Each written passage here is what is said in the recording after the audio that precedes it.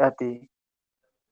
የኔ ጥያቄ ጸባይ በጣም ነው የሚቀያየረው። ማለቴ አሁን ጥሩ ሰው ከሆንኩኝ ከዛ ትንሽ ቆይት ብዬ የሆነ እናደዳለሁ ምናምን የሆነ በጣም ይቀያየራል። ስልክ ገብቼ የሰዎችን ስልክ ምናምን ጥፍትፍ ነው የማደርገው እና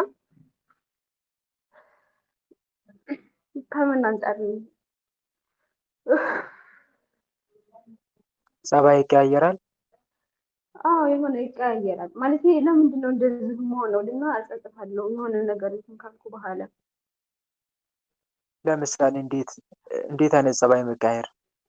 ለምሳሌ አሁን ሴትዬ በጣም ስትናገረኝ ምናምን የሆነ ዝም ነው የምለው፣ የሆነ ሰዓት ላይ አልመልስላትም ጸጥ ነው የምለው እና የሆነ ሰዓት ላይ ግን ከተናገረችኝ የሆነ እመልስላታለሁ ተቆጥቼ ምናምን። ከዛ በኋላ መልሰሽ ሌላ ሰው ጋር ትጸጸቻለሽ? ማውራት አልፈልግም። ቤተሰብ ጋር የሆነ ሰው ጋርም ስልክ ማውራት አልፈልግም። ገባና ስልካቸውን ሙሉ አጠፋዋለሁ። እሺ ከዛ መልሰሽ ምን ሆኜ ነው እያልሽ ራስሽን ትጠይቂያለሽ? ምን ነው እላለሁ። የሆነ ጸሎት እያደረኩ ሀሳብ ይመጣብኝና ከዛ እንደገና ሰግጄ ምናምን እንትን ስል ከዛ መልሶ እንትን ይላል። ከዛ ግንባሬ ላይ ደግሞ የሆነ የሆነ የሚበላኝ ነገር ምናምን አለ ሰግድ ለራሱና እንደዛ ምን አይነት ምልክት? የሆነ የሚበላኝ ነገር አለ ግንባሬ ላይ የሆነ የመብላት ነገር ልክ የሆነ ነገር እሺ በነገራችን ላይ ብዙውን ጊዜ የዛር መንፈስ ሰዎች ውስጣቸው ጋር ደፈጠ በየጊዜው ጸባያቸው ይቀያይራል። ውስጡን ያሸምቃሉ፣ ከሚገባው በላይ ግልጽ ይሆናሉ። ብዙ ጊዜያቸውን በንዴትና በብስጭት ያሳልፋሉ። እንደዚህ አይነት ምልክቶች ሊኖሩ ይችላሉ። ዞሮ ዞሮ ግን ከመናፍስት አንጻርም ይሆናል። ምናልባት እንዲህ አይነት ምልክቶችን ለምን ያሳየኛል ወይም ደግሞ እንዲህ አይነት ጸባይ ለምን ይቀያየራል ከሆነ ምናልባትም ከመንፈሳዊ ሕይወት አንጻር አሁን የምትጸልዩ የምትሰግጂውና የምታደርጊው መንፈሳዊ ሕይወት ሲያማርራቸው የአንቺን ጸባይ በመቀያየር ሊፈታተኑ ይችላሉ። ግን አንቺ ምንጊዜም እንዲህ አይነት ምልክቶችን ሲያሳየሽ ሁለት ነገር አድርጊ። አንደኛ እግዚአብሔር አምላክን ጸባዮችሽን እንዲገራልሽ እና እንዲያስተካክልሽ በጸሎት መጠየቅ ነው። ሁለተኛም ሲቀጥል ደግሞ የመጽሐፍ ቅዱስ ቃላቶችን ማስታወስ። ትዕግስተኛ ሰው ከኃያል ሰው ይሻላል፣ በመንፈሱም ሁሉ የሚገዛ ከተማ ከሚወስድ ይበልጣል። መጽሐፈ ምሳሌ 11:32 ለትዕግስተኛ ሰው ብዙ ማስተዋል አለው፣ ቁጡ ሰው ግን ስንፍናውን ከፍ ከፍ ያደርጋል ይላል መጽሐፈ ምሳሌ 14:29። ስለዚህ እንዲህ አይነት የመጽሐፍ ቅዱስ ጥቅሶችን እያልሽ ራስሽን ግሪ። ምንጊዜም ትዕግስተኛ መሆን እንዳለብሽ የሚያስታውሱሽን የመጽሐፍ ቅዱስ ጥቅሶችን በህሊናሽ ያዢ።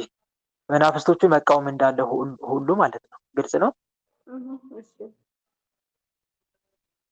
ሕግ ለእግሬ መብራት ለመንገዴ ብርሃን ነው ይላል ዳዊት። ሕግ ለእግሬ መብራት ማለቱ ምን ማለት ነው? በመንገዴ እንዳልስት መንገዴን እጠብቃለሁ። ኃጢአተኛ በፊቴ በተቃወመኝ ጊዜ በአፌ ላይ ጠባቂ አኖራለሁ። ከዝምታ የተነሳ እንደ ዲዳ ሆንኩ፣ ለበጎ እንኳ ዝም አልኩ፣ ቁስሌም ታደሰብኝ፣ ልቤም በውስጤ ሞቀብኝ እንዳለው ዳዊት ዝምታን ገንዘብ ማድረግ እንዳለብን መታገስ እንዳለብንም ጭምር የሚያስገነዝቡ የመጽሐፍ ቅዱስ ጥቅሶችን በፊት ለፊት ያዢ እና ሁሌም ማስታወሻቸው። እሺ ሌላ ሰው? አሜን። ሌላ ሰው? ማን? ወለተ ኢየሱስ። እሺ ወለተ ኢየሱስ። እሺ ወንድሜ አመሰግናለሁ። እኔ የምጠይቀው እንትን ነው። አሁን ተኝቼ ተኛለሁኝና በጣም ያስተኛኛል። ተኝቼ ስነሳ ግን የሆነ ሞርቶ ነው የሚመጣብኝ። አሁን ይሄ ከመንፈስ ይያያዛል ወይ አያያዝም? ማለት እስቲ ግልጽ አድርጊው፣ አብራሪው በደንብ። አሁን በጣም ይከብደኛል ምናምን፣ ከዛ ሲከብደኝ ደግሞ እተኛለሁኝ። ተኝቼ ስነሳ ግን ወዲያው ነው ከሰው ሞቶ ምናምን ተብሎ የሚደወልልኝ። አሁን ነው በተደጋጋሚ ወይስ? አዎ በተደጋጋሚ ነው። ምናልባት እንደዚህ አይነት ነገር አጋጣሚ ሊሆን ይችላል። ግን የሞተችው እቴ እያስታወስኩኝ አለቅሳለሁኝ። እንደዛ በቃ ሰው ሲሞት ሲል ማለት ነው። ከዛ እንደዛ ሲል ደግሞ ሌላ ሞርቶ ይመጣኛል። ይሄ ከመንፈስ ይያዛል ወላ ይያዝ? መልካም። ከመኝታው ጋር ማያያዝ ለእኔም ግራ ገብቶኛል። ግን ዞሮ ዞሮ እንቅልፍ ይበዛብኛል ከሆነ ጥያቄሽ ያዚ መናፍስቶች ጸራሞ ደራሞ እነኚህ መናፍስቶችም እንቅልፍ ያመጣሉ። ነገር ግን መርዶ ይሰማኛል። መርዶ ነው ሁሌ የምሰማው። እናም ደግሞ የሞተውን ሰው እያሰብኩኝ አለቅሳለሁ ከሆነ የሞት መንፈስ ከልከሊዮስ እነኚህ መናፍስቶች ብዙውን ጊዜ የሞቱትን ሰዎች እያሰብን ብዙውን ጊዜያችንን በልቅሶ እንድናሳልፍና ህይወታችንን እየቆዘምን እንድንኖር ያደርጋሉ። ዞሮ ዞሮ አላማቸው ምንድነው? በተለይ መንፈሱ የገዛ ቤተሰባችን ገሎ ከሆነ ወይ እናት ወይ አባት ወይ ወገን ዘመድ ገሎ ከሆነ ዞሮ ዞሮ ያንን አላማውን እኛ ጋር ለማስፈጸም ምኞቱ ስላለው አንድም የሞቱትን ሰዎች ብቻ እያሰብን ህይወታችን የቁም ጨለማ አድርገን እንድንመለከት ለማድረግ ሲፈልግ እንዲህ አይነት ነገሮችን ሊያሳይ ይችላል። ግን አንቺ እንዲህ አይነት ነገሮች ሲከሰቱ በጸሎት መትጋት ነው። እሺ እህቴ፣ በጸሎት መትጋት መበርታት። የሞቱትን ሰዎች ደግሞ ማራቸው ጌታ ሆይ አንተ መሐሪ አምላክ ይቅር ባይ ነህና ማራቸው እያሉ መጸለይ። አንቺንም ደግሞ ከነፍስ ሞት እንዲጠብቅሽ ለዘላለም ህይወትም እንዲያበቃሽ እግዚአብሔር አምላክን በርትተሽ ጸልይ። እሺ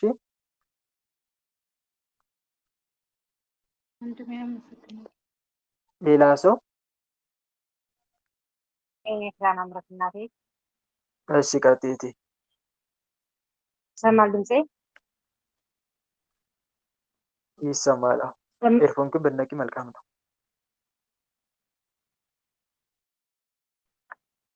ወንድሜ እኔ ጥያቄ መንፈስ የታሰረ መንፈስ እንቅፋት ያመጣል፣ ፈተና ያመጣል ወይስ ያልታሰረ መንፈስ ነው ፈተና የሚያመጣብህ? የታሰረ መንፈስም ይፈታተናል። ታሰረ ማለት ሙሉ ለሙሉ አይፈታተንም ማለት አይደለም። ይፈታተናል። የመፈተን አቅሙ ግን ደካማ ነው። ያን ያክል ጉዳት ከባድ ፈተና ጉዳት አያመጣም። የመፈታት ግን አይፈታተንም ማለት አይደለም። ስለታሰረ ሙሉ ለሙሉ ከፈተናውን ያቆማል ማለት አይደለም። በሚችለው አቅም ይዋጋል። ቢያንስ ከሌሎች ጋር ይተባበራል። እሱ ቢታሰር እንኳን ማለት ነው። እና ሙሉ ለሙሉ ስራውን የሚያቆመው እንዴት ነው? በእኛ ትጋት ልክ እኛ እጅግ መትጋት መቻል አለብን። እግዚአብሔር አምላክን መማፀን መቻል አለብን። ግን ታስሯል ብለን የሆነ ቸለል የምንል ከሆነ የኛ ክፍተት ራሱ ቦታ ይሰጣል ማለት ነው። ሁለተኛ ደግሞ ብዙውን ጊዜ መንፈስ ታስሮ ፈተና የሚበዛብን ከምን አንፃር ነው ከተባለ ያልታሰሩ መናፍስቶችም አሉ፣ እነሱም ይፈታተናሉ።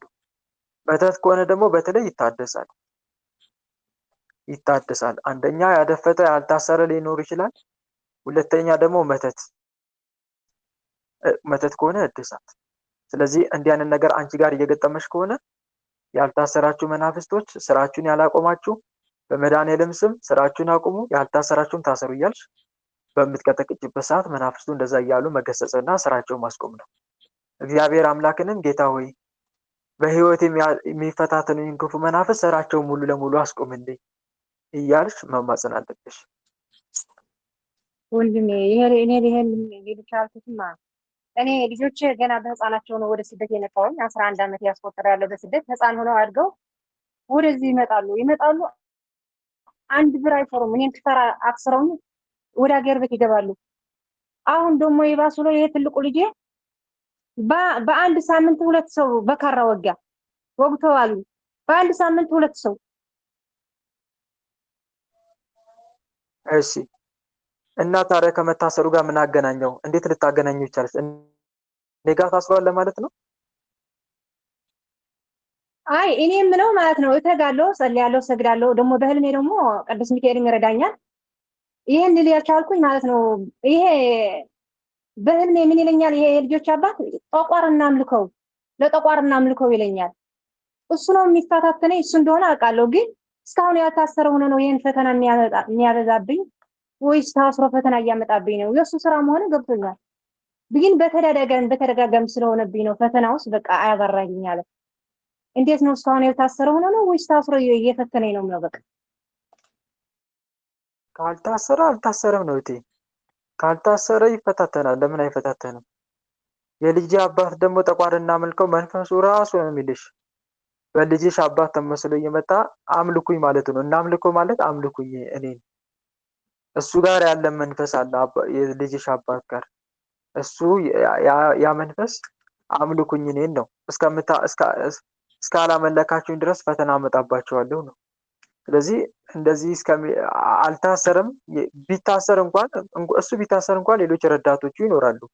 እና አዳልሙቲ እነ ወሰንጋላ የእሱ ረዳቶቹ ናቸው፣ የጠቋር ረዳቶች ናቸው። ሌሎቹ መናፍስቶች መተትም ይኖራሉ። ስለዚህ ዞሮ ዞሮ መንፈሱ ካልታሰረ የበለጠ በፈተናው ይጠናከራል እንጂ አይቆምም ለማለት ፈልጌ ነው። ስለዚህ መታሰር አለበት።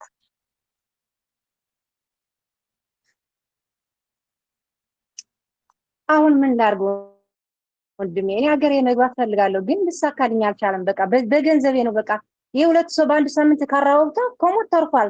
ደግሞ አቆርም በኪዳነ ምሕረት ቀን ዕለት ነው ያመጣብኝ። ይሄ እኔ ኪዳነ ምሕረት በጣም ስለምወዳት በሷ በዕለተ ቀኗ ነው እንደዚህ የሆነው እና በቃ ምን ላድርግ? በቃ አገሬ እንዳልገባ በቃ ልሳካልኝ አልቻለም። በቃ እኔ ደግሞ አገሬ ገብቼ ወደ ቅዱስ ቁርባን መግባት በቃ በጣም ስለጓጓኝ ነው መሰለኝ በቃ ወደ ኋላ አስቀረኝ። በቃ አሁን የሚያደርገው ግራ ገባኝ። በቃ ጨነቀኝ። አሁንስ መልካም፣ ወደ ሀገር ለመግባት ሱባኤ መግባት፣ ስለት መሳል፣ ወደ ሀገር አስገባኝ አምላኬ እያሉ እንደ አቅሜ ስለት ተስለሽ መማፀን ነው። ሁለተኛ ሲቀጥል ደግሞ ልጄ ሰው ወጋ ምን ይሻለኛል? አልተማረማ፣ መንፈሳዊ ህይወት አልገባውም። የመንፈሱ ሴራና ተንኮል እንዳለ ሁሉ ልጅሽ መንፈሳዊ ካልተማረ እንዲህ አይነት ህይወት ውስጥ ሊኖር ይችላል። ስለዚህ መማር አለበት። ለልጅሽ የምታደርጊው አንደኛ መጸለይ ነው፣ ሁለተኛ እሱ ማስተማርና መገሰጽ ነው። እሺ፣ በመጸለይና በመስገድ ብቻ አይለወጥም። የእሱን ነፃ ፈቃድም ስላለ ነፃ ፈቃዱን ተጠቅሞ ወደ እግዚአብሔር የሚመለስበትን መንፈሳዊ ትምህርት ማስተማር፣ ጎን ለጎን ስትጸልይ ማስተማር። አንቺ እንኳን ማስተማር ባትቺ የሚያስተምሩ መምህራን ካህናት ጋር እያገናኘሽ ልጅሽ እንዲመክሩልሽ ማድረግ ይቻላል። ከዛ መድኃኒዓለምን ጌታ ሆይ በሚያስተምሩት ሰዎች ላይ አድረ ልጄን ለውጥልኝ እባክህን፣ ከዚህ ህይወት ውስጥ ለውጥልኝ እያልሽ ስትማጸኝ እግዚአብሔር ደግሞ በመምህራኑ አድሮ እንዲለወጥ ያደርገዋል ማለት ነው። ግልጽ ነው?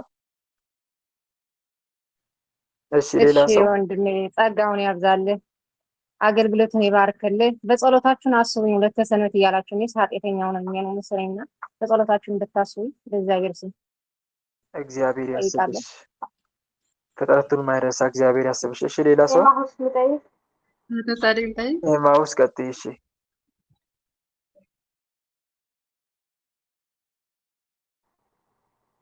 ኤማሁስ አይሰማም።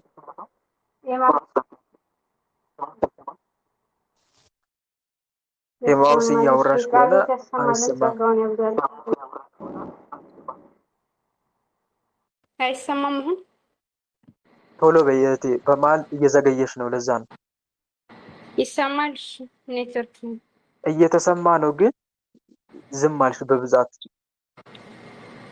እሺ፣ የኔ ጥያቄ አንደኛ ቆሮንቶስ ምዕራፍ 15 ላይ ነው። እሺ፣ አንደኛ ቆሮንቶስ ምዕራፍ 15 ምንድነው ጥያቄሽ? ቁጥር 6 ላይ ከዚህ በኋላ ከ500 ለሚበዙ ወንድሞች በአንድ ጊዜ ታየ። ከእነርሱም የሚበዙት እስካሁን አሉ፣ አንዳንዶችም አንቀላፍተዋል ይላል።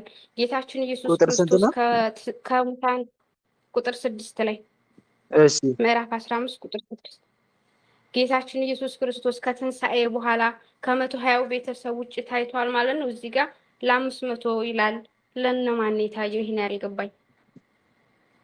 መልካም፣ ለሞቱት ሰዎች ነው።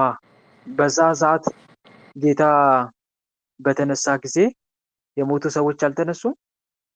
ማን ያስነሳቸው? እነኛን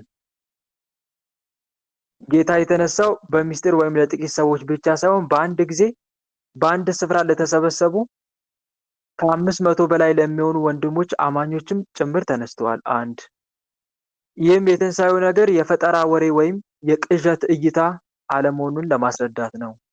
ምክንያቱም 500 ሰው በአንድ ጊዜ ተመሳሳይ ቅዠት ሊያይ አይችልም። ከዛ አንጻርም ጭምር ነው። ሌላው ደግሞ የሞቱ ሰዎችም በዛው ተነስተው ምን አድርገዋል? ክርስቶስ እንደተነሳ መስክረው ነበረ። ይህንንም ማገናኘት አለብን። እዚህ ጋር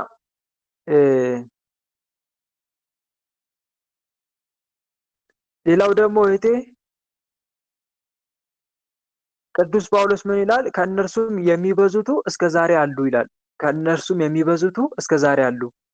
ቅዱስ ጳውሎስ ይህንን መልእክት በጻፈበት ወቅት በተለይም በአምሳዎቹ ዓመተ ምህረት አካባቢ የጌታን ትንሣኤ በአካል ያዩት አብዛኞቹ ምስክሮች ገና በሕይወትም ጭምር እንደነበሩ ተርጉሞ ተናግሯል። ሐዋርያው የቆሮንቶስ ሰዎችን የክርስቶስ ትንሣኤ እውነት መሆኑን ካልተቀበላችሁ ሄዳችሁ በሕይወት ያሉትን በዓይናቸው ያዩትን ምስክሮች መጠየቅ ትችላላችሁ ብሎ በማስረጃነት እየጠቀሰላቸው ነው። እና ከዚህ አንጻር ትንሣኤው በታሪክ የተፈጸመ የማይካድ ሀቅ መሆኑን ለማሳየት ነው ይህንን የተናገረው። አንዳንዶቹ ግን አንቀላፍተዋልን ብሏል። አንቀላፉ ማለት ያው ዞሮ ዞሮ ሞቱ ማለት ነው። አማኞች ሞትን እንደ ጊዜያዊ እንቅልፍ የሚቆጥሩት ክርስቶስ ሞትን ድል አድርጎ ስለተነሳና እነርሱም በትንሣኤ ዘጉባኤ እንደሚነሱ ስላረጋገጠላቸው ነው። ስለዚህ ጌታን አይተው የሞቱትም ቢሆኑ ተስፋቸው ፍጹም የሆነና የሚነሱ በመሆናቸው አንቀላፉ ተባሉ እና ከዚህ አንጻር ነው ዞሮ ዞሮ ትንሣኤውን ቅዠት እንዳይመስል ጌታ ከ12ቱ ሐዋርያት በተጨማሪ ለሌሎችም ጭምር ታይተዋል። ግልጽ ነው? ግልጽ ነው። እሺ፣ ቃሎት ያሰማልን፣ ጸጋውን ያብዛልን፣ እግዚአብሔር ይጠብቅልን። እናመሰግናለን። አሜን አሜን። እሺ፣ ሌላ ሰው?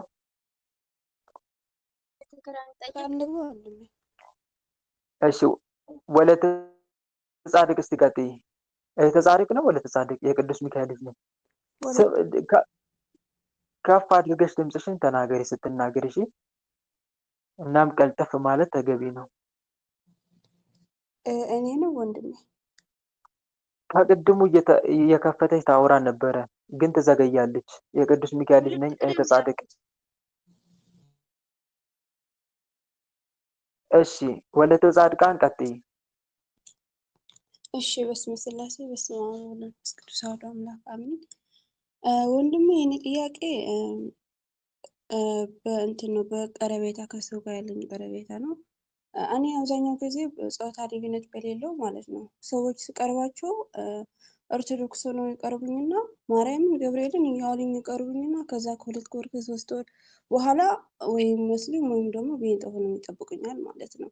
ከዛ በኋላ እኔ ከዛ ለማውጣት ስል በጣም ይፈታተነኛል። በውስጤ እምነት እንድቀይር ያደርገኛል፣ ውስጤ እንዲክድ ያደርገኛል ማለት ነው።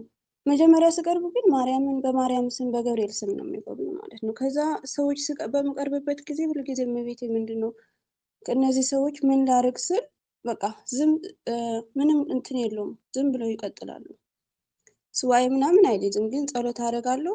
አይ በቃ ይሄ ኦርቶዶክስ ነው ብዬ በምቀርብበት ጊዜ ከ3 ወር ከ4 ወር በኋላ ወይም ቤንጦ ነው ወይም ደግሞ ሙስሊም ነው። ምን ላድርግ? ከመንፈሱ አንጻር ነው ወይስ እንዴት ነው? እያታለልሽም ይሆናል እህቴ። በአሁኑ ሰዓት አንድን ሰው ኦርቶዶክስ ነው ክርስቲያን ነው ብሎ ለማሰብ በተለይ አሕዛቦች በዚህ ተክነውበታል። ለጊዜው የራሳቸውን ሰው ወይም ደግሞ ያሰቡትን ያቀዱትን ሰው ወደ ራሳቸው እስከሚመልሱ ድረስ ኦርቶዶክሱ ጋር ኦርቶዶክስ መስለው ይቀርቡና የፒክቸር ደግሞ ይቀያይራሉ። ማርያምን ገብርኤልን ይሄ ብለን እነሱ በጣም ቀላል ነው። አሁን በዚህ ሁኔታ በጣም የተካኑበት ሁኔታ ነው። ስለዚህ አሁን ለምሳሌ አንድ ኦርቶዶክስን አማኝ ወደ ራሳቸው ለማምጣት ሲፈልጉ ምን ያደርጋሉ? ያንን ሰው ሙስሊም ነኝ ብሎ አይቀርቡም፣ ወይ መናፍቅ ነኝ ብሎ አይቀርቡም። ምክንያቱም ያ ሰው ይባንናል። ስለዚህ ልክ እንደሱ እየማሉ እመቤቴን፣ ገብርኤልን፣ ማርያምን እያሉ ይቀርቡታል። ከጥቂት ጊዜ በኋላ ሰለምኩ እኮ ይላል። ከዛ ወይም ደግሞ ጌታን ተቀበልኩ እኮ ሊል ይችላል። ስለዚህ ጥንቃቄ ማድረግ ያስፈልጋል። አንደኛ እኛ ምንም አናቅም፣ እንደዚህ አይነት ኢንፎርሜሽን ላይኖረን ይችላል። ግን በአሁኑ ሰዓት በየሶሻል ሚዲያው የምናየውና የምንሰማው ልክ እንደዚህ አይነት ተግባር ነው። በተለይ አሕዛቡና መናፍቁ ለሃይማኖታቸው ሲሉ ይዋሻሉ። ስለዚህ ጥንቃቄ። አንቺ ጋር ደግሞ የቀረቡ ሰዎች በሙሉ ምናልባት ኦርቶዶክስም ክርስቲያንም ኦርቶዶክስ እየመሰሉሽ እያታለሉሽና የአእምሮ ጌም እየተጫወቱብሽ ይሆናል ማለት ነው። መጽሐፍ ቅዱስ ደግሞ እንደዚህ ይላል። በነገራችን ላይ አንድ ሰው ቢርቅ ራሱ ከሃይማኖት እንኳን ቢወጣ እውነትም ኦርቶዶክስ ሆኖ ራሱ መናፍቅ ወይም ከጥቂት ጊዜ በኋላ ሙስሊም ቢሆን ይሄ ሰው መጀመሪያም ኦርቶዶክስ አልነበረም። ይሄ እንዲህ የሚለን ማን ነው? መጽሐፍ ቅዱሳችን ነው። አንደኛ ዮሐንስ መልእክት ምዕራፍ 2 ቁጥር 18 እስከ 19 ላይ ልጆች ሆይ መጨረሻው ሰዓት ነው ይላል። ልጆች ሆይ መጨረሻው ሰዓት ነው፣ የክርስቶስም ተቃዋሚ ይወጣ ዘንድ እንደሰማችሁ አሁን እንኳ ብዙዎች የክርስቶስ ተቃዋሚዎች ተነስተዋል። ከኛ ዘንድ ወጡ፣ ዳሩ ግን ከኛ ወገን አልነበሩም። ከማን ወገን አልነበሩም? ከኛ ወገን አልነበሩም። አዎ ከኛ ዘንድ ወጡ፣ ዳሩ ግን ከኛ ወገንም አልነበሩም። መጀመሪያ ከኛ ወገንም አልነበሩም። ከኛ ወገንስ ቢሆኑ ከኛ ጋር ጸንተው በኖሩ ነበረ። ነገር ግን ሁሉ ከኛ ወገን እንዳልሆኑ ይገለጡ ዘንድ ወጡ ይለናል። ስለዚህ አንድ መረዳት ያለብሽ ነገር ነው። መጀመሪያም የኛ አልነበረም ያ ሰው ማለት ነው።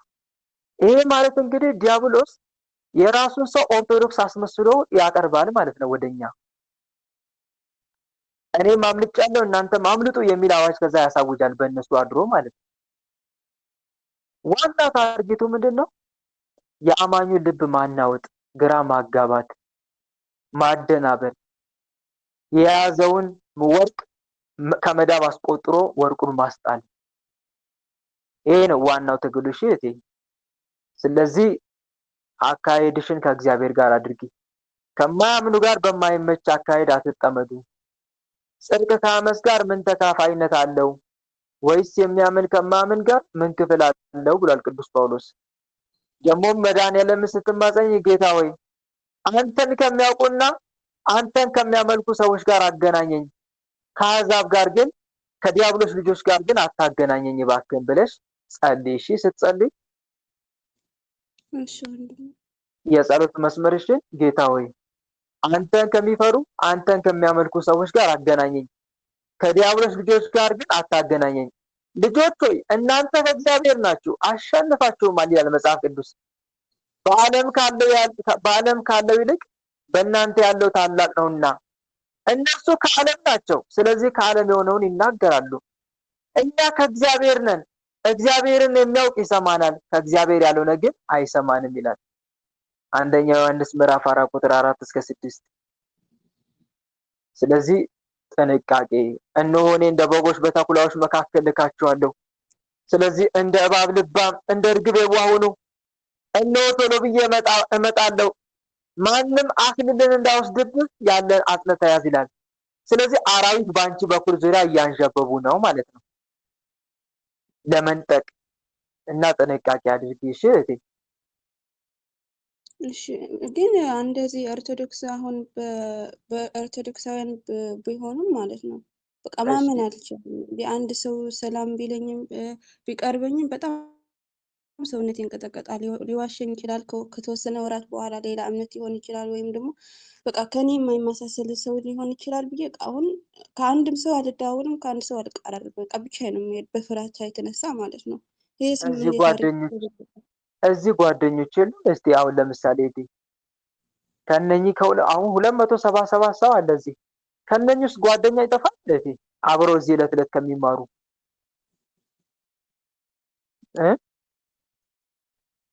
አመራረጥሽ ነው፣ ወይም ደግሞ የራሱ ከሆነ ሰው ጋር ነው እያገናኘሽ ያለው አጅሬ ማለት ነው።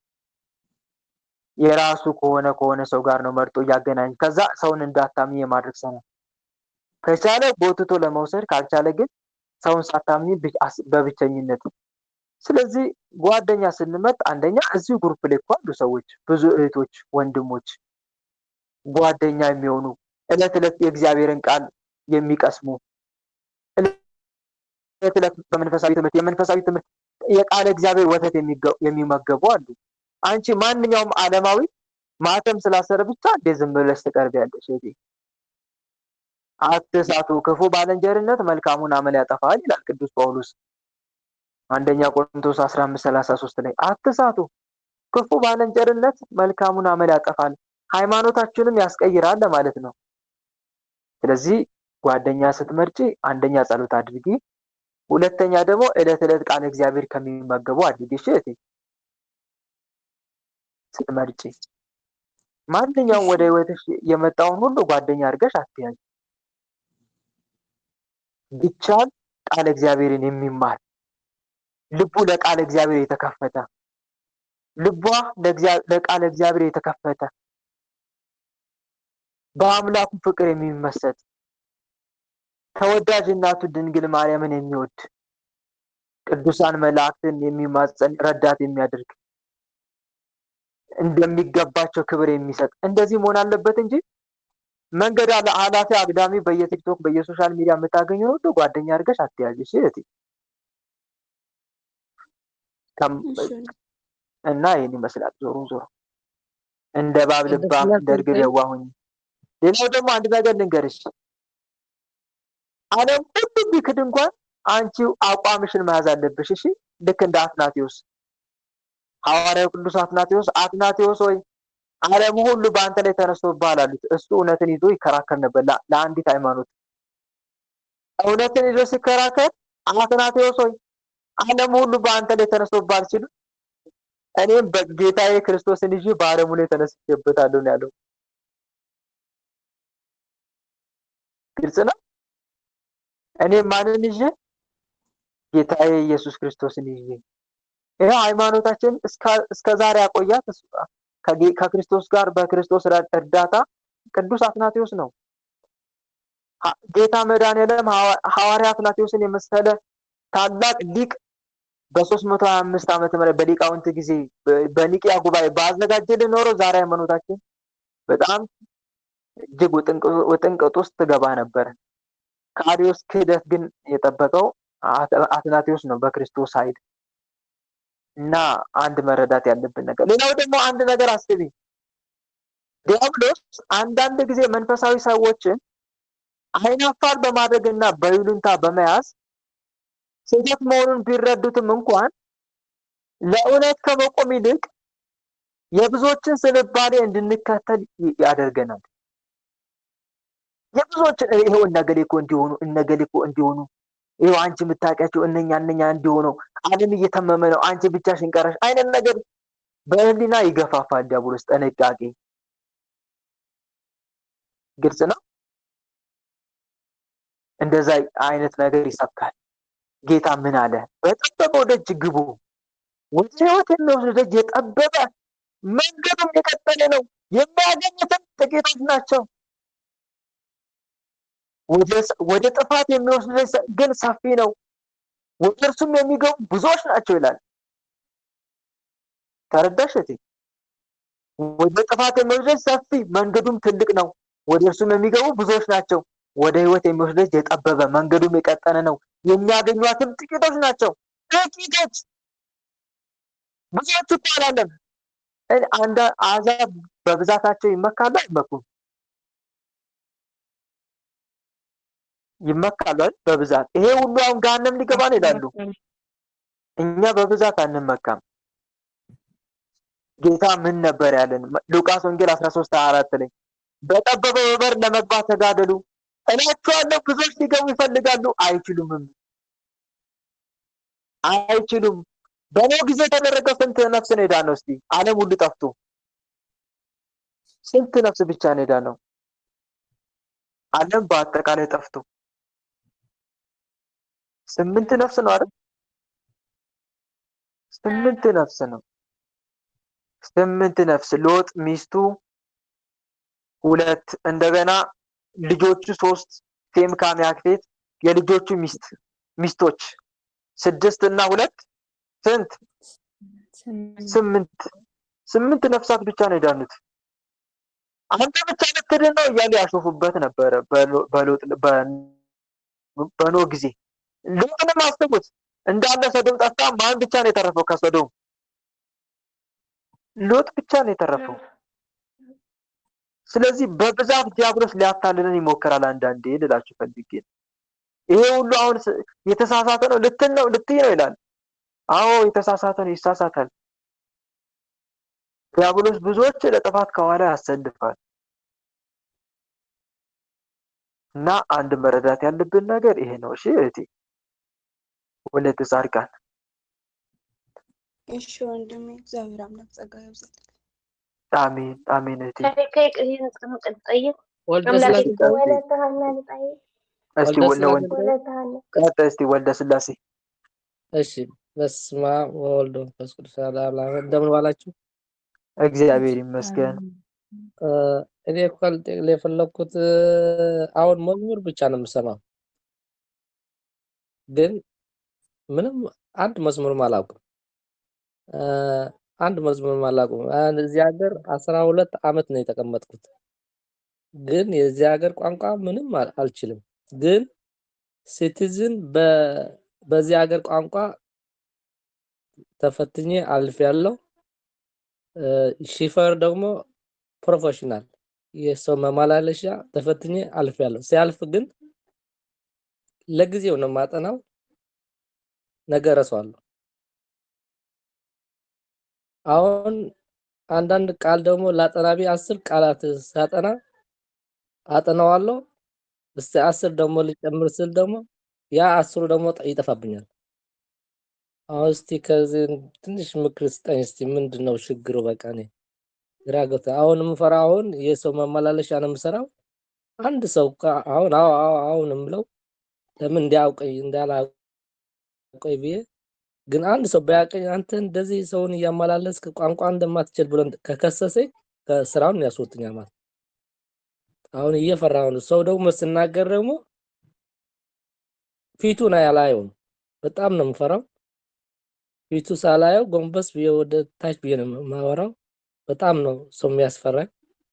ታጠናለህ ግን ትረሳለህ አይደል? ባጭሩ ወንድሜ ታጠናለህ ግን ትረሳለህ። ምን ታጠናለህ ግን ትረሳለህ አይደል?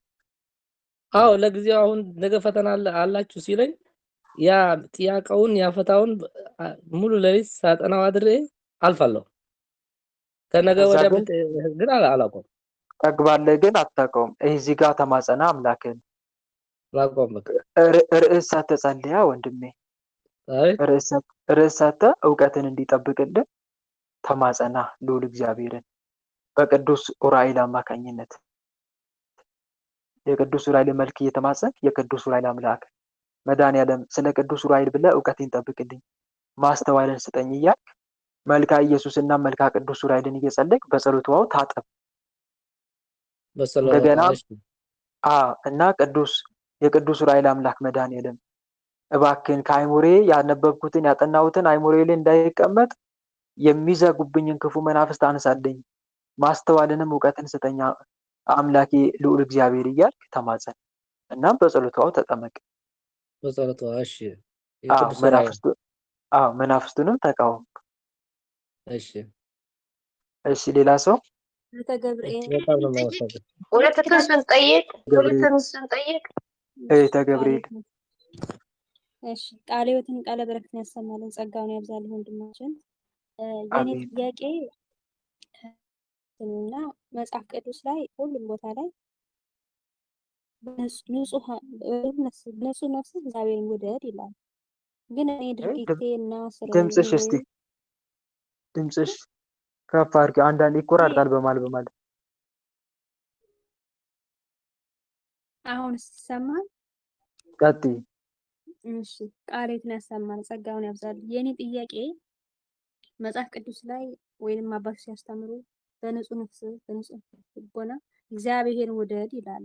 እኔ ይህንንና እግዚአብሔርን መውደድና የቃሉን መሰባበትና የራሴ አልገናኝ ብሎኛል። ማለት እንዴት አድርጌ እግዚአብሔር እንደመወድ ማህበራዊ ኑሮ እንዴት አድርጌ እንደምኖርና ከዚህ ጋር አብሬ ማስኬድ አቃተኝ። ማለት እሰማለሁኝ የለም ድርጊት ላይ ዜሮ ነኝ። ምን እንደማድረግ አላውቅም። አንዳንዴ እንደምን እሰማዋለሁ የምልበት ራሴን እንትን ባለሁኝና እንዴት አድርጌ ከአምላኬ ጋር እንድትሄድ ከማህበራዊ ኑሮ ጋር እንዴት አድርጌ እንደምናስኬደው ግራ ገብቶኛል በጣም እና እዚህ ላይ ትንሽ ምክር ብትሰጥ ደስ ይለኛል። በፍጹም ልብ በፍጹም ነፍስ አምላክ እግዚአብሔርን ውደድ። እግዚአብሔርን መውደድ ማለት ምን ማለት ነው? ትርጉሙ ነው ሲጀምር ትእዛዛቱን መጠበቅ ነው። አንደኛ ትእዛዛቱን የሚጠብቅ ሰው እግዚአብሔርን ይወዳል። ሐዋርያው ዮሐንስ በአንደኛ መልእክቱ ምዕራፍ 5 ቁጥር 2 እስከ 3 ላይ እግዚአብሔርን ስንወድ ትእዛዛቱንም ስናደርግ የእግዚአብሔር ልጆች እንድንወድ በዚህ እናውቃለን፣ ትእዛዛቱን ልንጠብቅ የእግዚአብሔር ፍቅር ይህ ነውና ይላል። ትእዛዛቱን መጠበቅ በራሱ እግዚአብሔርን መውደድ ነው። ተረዳሽ እቴ? እያንዳንዷ እሱ ያዘዘሽን ትእዛዝ ጠብቂ፣ አንድ በአንድ ተግባራዊ እያደረግሽ ጠብቂ። ጌታ ራሱ ምን አለ? ብትወዱኝ ትእዛዜን ጠብቁ ይላል። ዮሐንስ ወንጌል ምዕራፍ 14 የማን ነው? የአስቆሮቱ ይሁዳ ጌታ ሆይ ለዓለም ሳይሆን ራስን ለእኛ ልትገልጥ ያለ እንዴት ነው አለ። ዮሐንስ ወንጌል 14 ላይ ኢየሱስም መለሰ አለውም የሚወደኝ ቢኖር ቃልን ይጠብቃል፣ አባቴ የሚወደዋል፣ ወደ እርሱም እንመጣለን፣ በእርሱም ዘንድ መኖሪያ እናደርጋለን። የማይወደኝ ቃሌን አይጠብቅም። አንድ ሰው እግዚአብሔርን ወደዋለሁ እያለ ቃሉን ላይጠብቅ ይችላል። ይሄ ሰው እግዚአብሔርን አይወድም። ወደዋለሁ ይበል እንጂ አይወድም። ምክንያቱም ትእዛዛቱን እያፈረሰ ነው። እግዚአብሔርን የሚወድ ሰው በሙሉ ይታወቃል። ትእዛዛቱን በመጠበቅ ዕለት ዕለት የክርስቶስ ነገረ መስቀሉን እያሰበ ማለት ነው። ተረዳሽ እቴ? ትእዛዛቱን መጠበቅ ነው በአጭሩ እግዚአብሔርን መውደድ ማለት። እኔም እሱ ጋር ጥያቄ ማለት ሰማለሁኝ፣ ግን ያን ትእዛዝ ማክበር አልቻልኩኝም። ይሄን ተግባር ላይ ላውለው አልቻልኩኝም። በቃ መስማት ብቻ ነው የኔ ስራ። ትእዛዛቱን መጠበቅ መልካም። ዕለት ዕለት ይኸውልሽ ፕላን አውጭ። መጀመሪያ ፕላን አውጭ። ለምሳሌ አሁን አትዋሽ ይላል አይደል? አትዋሽ። ላለማዋሸት ፕሮግራም ታውጪና ምን ጊዜም ብቻን ትእዛዝ ለመተግበር ተግባራዊ ትታገያለሽ። ምን ላለማድረግ? እንዲህ አይነት ፕላን አውጪ።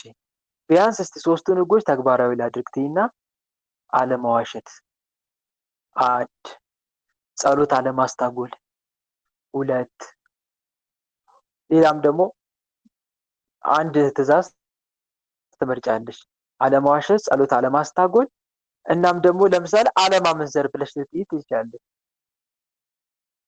3ቱን ተግባራዊ ለማድረግ ትታገያለሽ። 3ቱ ላይ ውጤታማ መሆንሽን ስታይ ሌላውን ደግሞ ትቀጥያለሽ። ትእዛዛቱን ግን ስንጠብቅ አንደኛ የእግዚአብሔር እርዳታ ያስፈልገናል። እሺ እህቴ፣ ምክንያቱም የዲያብሎስ ውጊያ አለ።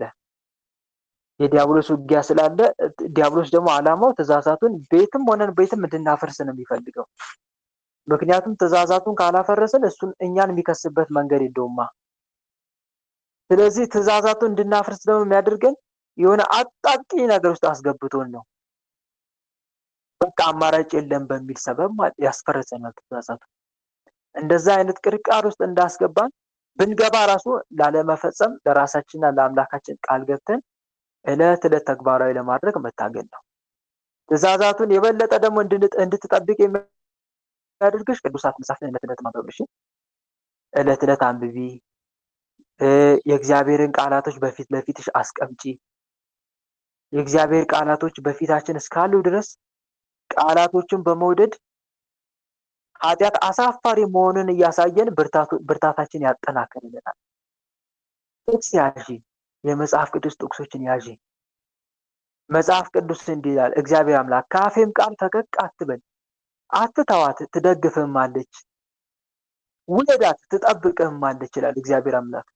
ትንቢተ ማነው? መጽሐፈ ምሳሌ 4:5-6 ላይ፣ መጽሐፈ ምሳሌ 3:1 ላይ ልጄ ሆይ ሕጌን አትርሳ፣ ልብህም ትእዛዜን ይጠብቅ፣ ብዙ ዘመናት ረጅም ዕድሜ ሰላምም ይጨምሩልሃልና ይላል። መጽሐፈ ምሳሌ 7:2 ላይ ደግሞ ምን ይላል? ትእዛዜን ጠብቅ በሕይወትም ትኖራለህ፣ ሕጌን እንደ ዓይንህ ብሌን ጠብቅ፣ በጣቶችህ ስራቸው፣ በልብህም ጽላት ጻፋቸው ይላል። የአፍህን ጠማማነት ካንተ አውጣ፣ ሐሰተኞችን ከንፈሮችንም ካንተ አርቅ። ዓይኖችህ አቅንተው ይዩ፣ ሽፋሽፍቶችን በቀጥታ ይመልከቱ። እንደዚህ የሚል ቃል አለ መጽሐፈ ምሳሌ ላይ። በተለይ መጽሐፈ ምሳሌን አንብቢ እሺ። ትእዛዙን እንድንጠብቅ ደጋግሞ ልክ አሁን እንደነገርኩሽ ልጅ ሆይ እነዚህ ከዓይኖች አይራቁ፣ መልካም ጥበብን ጥንቃቄን ጠብቅ፣ ለነፍስህ ሕይወት ይሆናሉ ለአንገትህ ሞገስ። ለነፍስህ ሕይወት ይሆናሉ ለአንገትህ ምን ሞገስ። የዚያን ጊዜ መንገድን ተማምነህ ትሄዳለህ፣ እግርህም አይስተነካከልም። በተኛ ጊዜ አትፈራም፣ ትተኛለህ፣ እንቅልፍም የጣፈጠ ይሆንልሃል። ድንገት ከሚያስፈራ ነገር ከሚመጣውም ከኃጥአን ጥፋት አትፈራም፣ እግዚአብሔር መታመኛ ይሆናልና እግርም እንዳይጠመድ ይጠብቅሃልና ይላል መጽሐፍ። ልክ እንዲህ አይነት ጥቅሶችን ያዥ፣ ሸምድጃቸው። እኔ አሁን ሸምድጄ ነው ላንቺ የምነግርሽ። ብዙ ጥቅሶችን ይዣለሁ ባይሞሪ። አሁን እኔ በጣም እጅግ ጠቅሞኛል። በእውነቴን ነው የምላችሁ እህቶቼ፣ ወንድሞቼ። እኔ ጥቅስ መያዜ ለእኔ ለእናንተ ብቻ ለማስተማር እኮ አይደለም፣ ለራሴ ለህይወቴ በጣም ጠቅሞኛል። ያኔ ነው አሁን ዛሬ አይደለም እኮ ጥቅስ መያዝ የጀመርኩት እኔ ያኔ ገና በትምህርት ኤሌመንተሪ ላይ ያለው መንገድ ሲሄድ በአይሞሬ እያመላለስኩ ነው መንገዱ የሚጨርሰው። ባላለቀ እላለሁ የሚሄድበት የምጓዝበት ጉዞ ላይ እና በጣም ጠቅሞኛል። እናንተም ጥቅስ ያዙ እሺ። ጥቅስ መያዝ ላይ ጎበዙ ነው። በእውነት ጥቅስ መያዝ ላይ በጣም ጎበዙ ነው።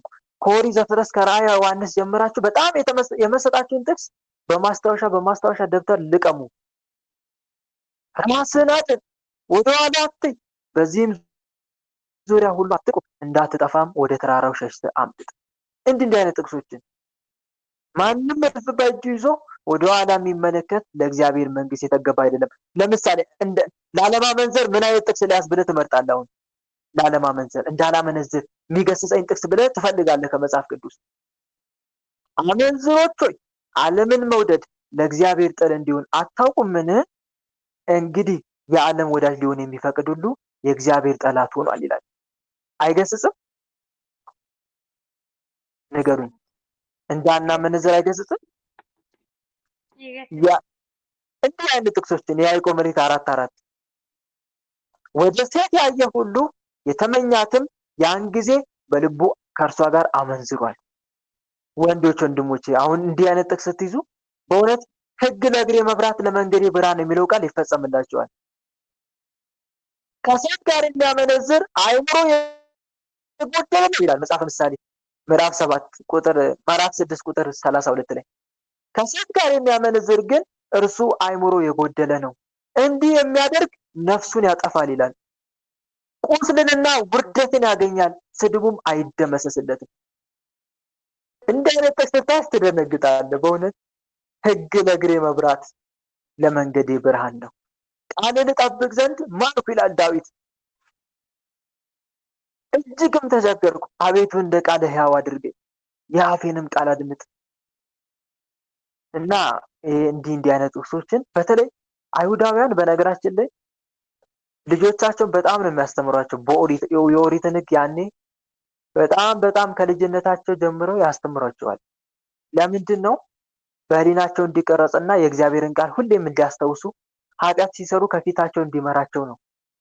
እኛም ክርስቲያኖች ጥቅስ መያዝ አለብን።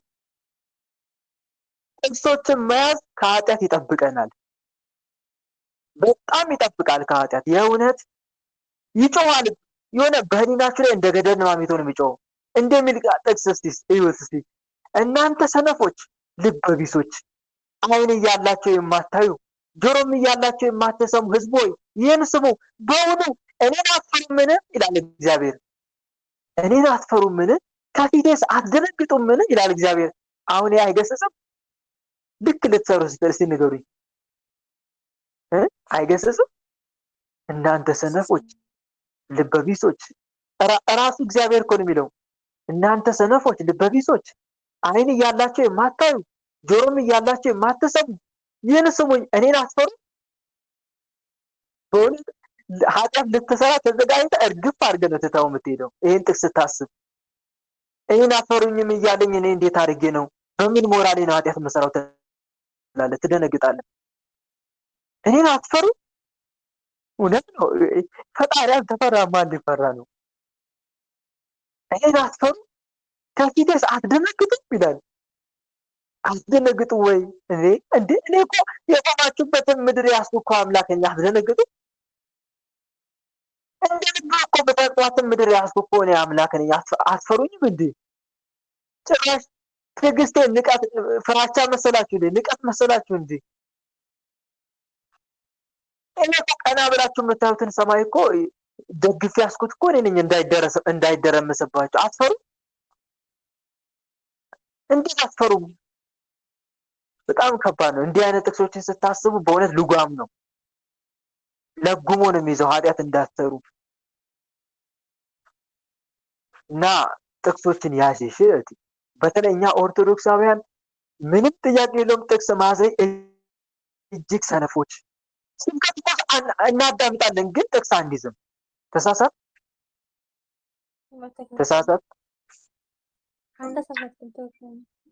የብዙ ሰዎችን እርግጠኛ ነኝ አሁን እዚህ እኔ የምትሰሙ የብዙ ሰዎችን ስብከት ትሰማላችሁ። አቤት አቤት ትመሰጣላችሁ፣ ግን አትይዙም። አንድ ጥቅስ አትይዙም። በጣም ብዙ መምህራኖች አሉ አፋቸው ጣፋጭ ሆነ፣ ግን አንድ ጥቅስ አንይዝም። ለምን? ሁሌ ወንድሞች 30 ደቂቃ ጥቅስ ለማስታወስ 30 ደቂቃ ይበቃል። ሁሌ አስታውሱኝ ይላል። በነገራችን ላይ ጥቅስ እንድታስታውሱት ይፈልጋል። በቀን 30 ደቂቃ ይበቃል። በየቀኑ 30 ደቂቃ መድቡ ጥቅስ ለማስታወስ ብላችሁ። ከዛ አይሞራችሁ ላይ ሴቭ ይሁን። ይሄ ጥቅስ መያዛችሁ ለራሳችሁም ይጠቅማል፣ ለሌላውም ሰው ይጠቅማል። ሌላውንም ከሞት ታድናላችሁ፣ ከስህተት ትመልሳላችሁ። ከስህተትም ትመልሳላችሁ፣ እናንተም ትጣበቁበታላችሁ። የእግዚአብሔር ቃል ሕያው ነዋ። ቃሌ እንደሚያደቅ መዶሻ አይደለምን ይላል እኮ እግዚአብሔር። እውነት ነው። የእግዚአብሔር ቃል ልክ እንደሚያደቅ መዶሻ ነው። እና ጥቅስ ያዙ እህቴ፣ አንቺም ጥቅስ ያዥ፣ ሁሌ አስታውሺ። ወለተ ኢየሱስ ይጠይቅ ወንድሜ። እሺ ወለተ ኢየሱስ። እሺ አመሰግናለሁ። እንዴት ናችሁ? በስመ አብ ወወልድ ወመንፈስ ቅዱስ። እግዚአብሔር ይመስገን። አንድ ጥያቄ ለን ወንድሜ፣ ባለፈው 2 ሳምንት አንድ ሳምንት በፊት ንስሐ ገባው። ከዛ ቁንና ተሰጠኝ። 3 ቀን ከቁንናዬ ጋር በቃ መቤተሰቤ በቃ ባስ ሆንኩ። በቃ ከልጆቼ ከባሌ በቃ አንድ በት ነው። ቁንናዬ ከጨረስኩ እሺ ቀኑናሽን ጨረሽ። ሌላስ ምን ሆነ? ናይ አይጨረስኩም። ንስሐ ገብቼ ከ3 ቀን በቃ እኔ እንጃ በቃ እኔ ንድድ ይለኛል። በቃ ውስጤ ንድድ በቃ መናገር ነው። በቃ ቀኑናሽን ጨረሽ።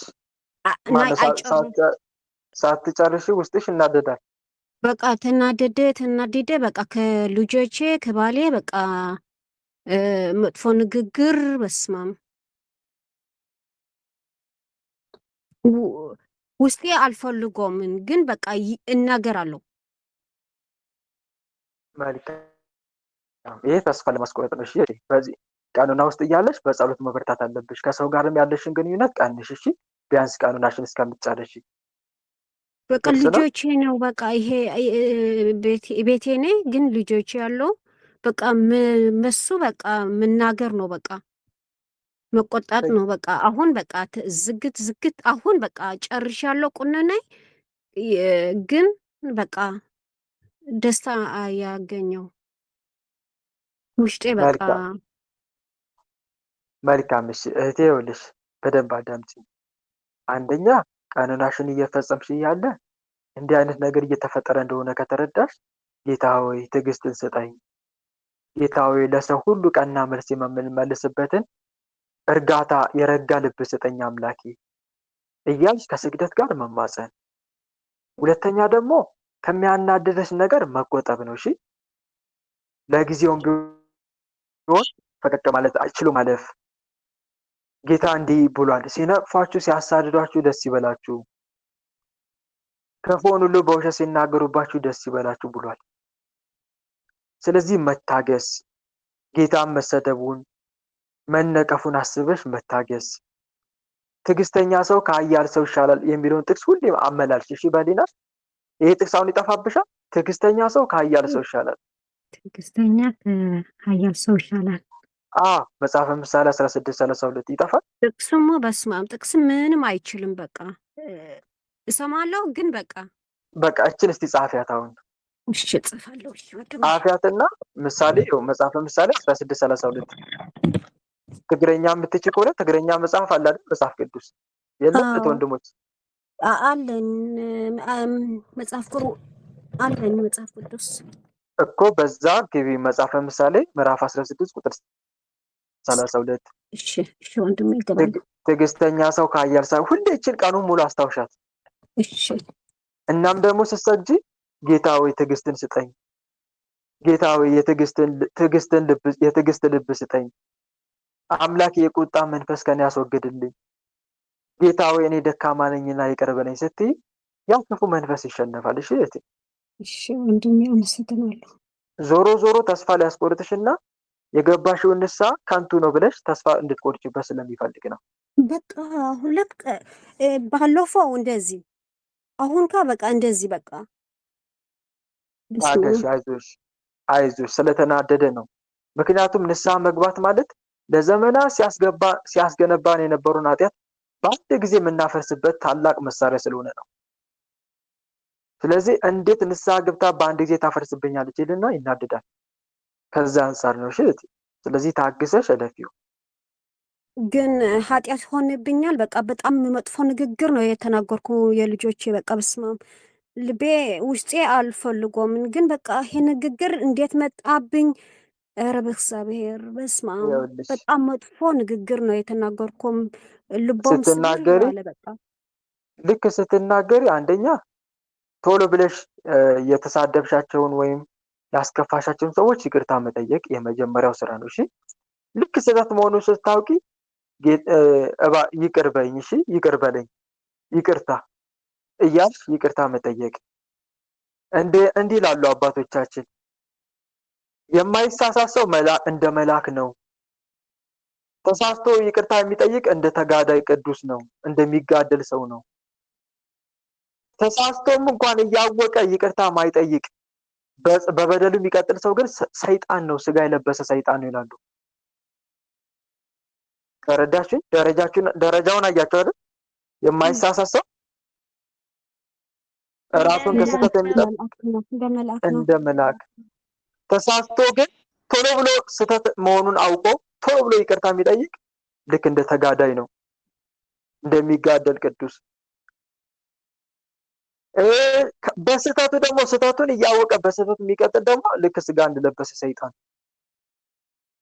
እና በጣም ጥንቃቄ። ስለዚህ አንቺ ምንድን የምታደርጊ ስህተት መሆንሽን ስታውቂ ቶሎ ብለሽ ይቅርታ መጠየቅ። ሁለተኛ ሲቀጥል ወደ ጸሎት ክፍልሽ ገብተሽ ጌታ ሆይ እኔ ሁሌም ኃጢአት ከመስራት አልተቆጠብኩም፣ እባክህ ጌታ ሆይ ይቅር በለኝ፣ መመኪያዬ ሆይ ለአፌ ጠባቂ አኑር፣ የከንፈሮቼን መዝጊያ ጠብቅ፣ የትህትና ልብ ስጠኝ፣ ሕግ ይምራኝ ጌታ ሆይ፣ ትእዛዛቶችን ከኔ አታርቅ፣ ዓይኖቼን ክፈት፣ ከሕግ ታምራትን አያለው መድኃኒዓለም እያልሽ ተማጸኝ፣ ቢቻል ከንባ ጋር።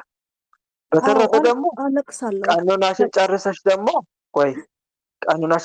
ደግሞ ወደ ንስሐ አባት ስትሄጂ ለንስሐ አባትሽ አባቴ ቀኖናን እየፈጸምኩ ያለ በሆነ መሀል ላይ ተናድጄ እንዲህ አይነት ክፉ ነገር ተናግሬያለሁና መቀጣት የሚገባኝን የንስሐ ቀኖና ቅጣት ለመቀበል ዝግጁ ነኝ ባቸው በትህትና። እሺ ወንድሜ መልካም። እሺ ሌላ ሰው ወለተ ሰማዕት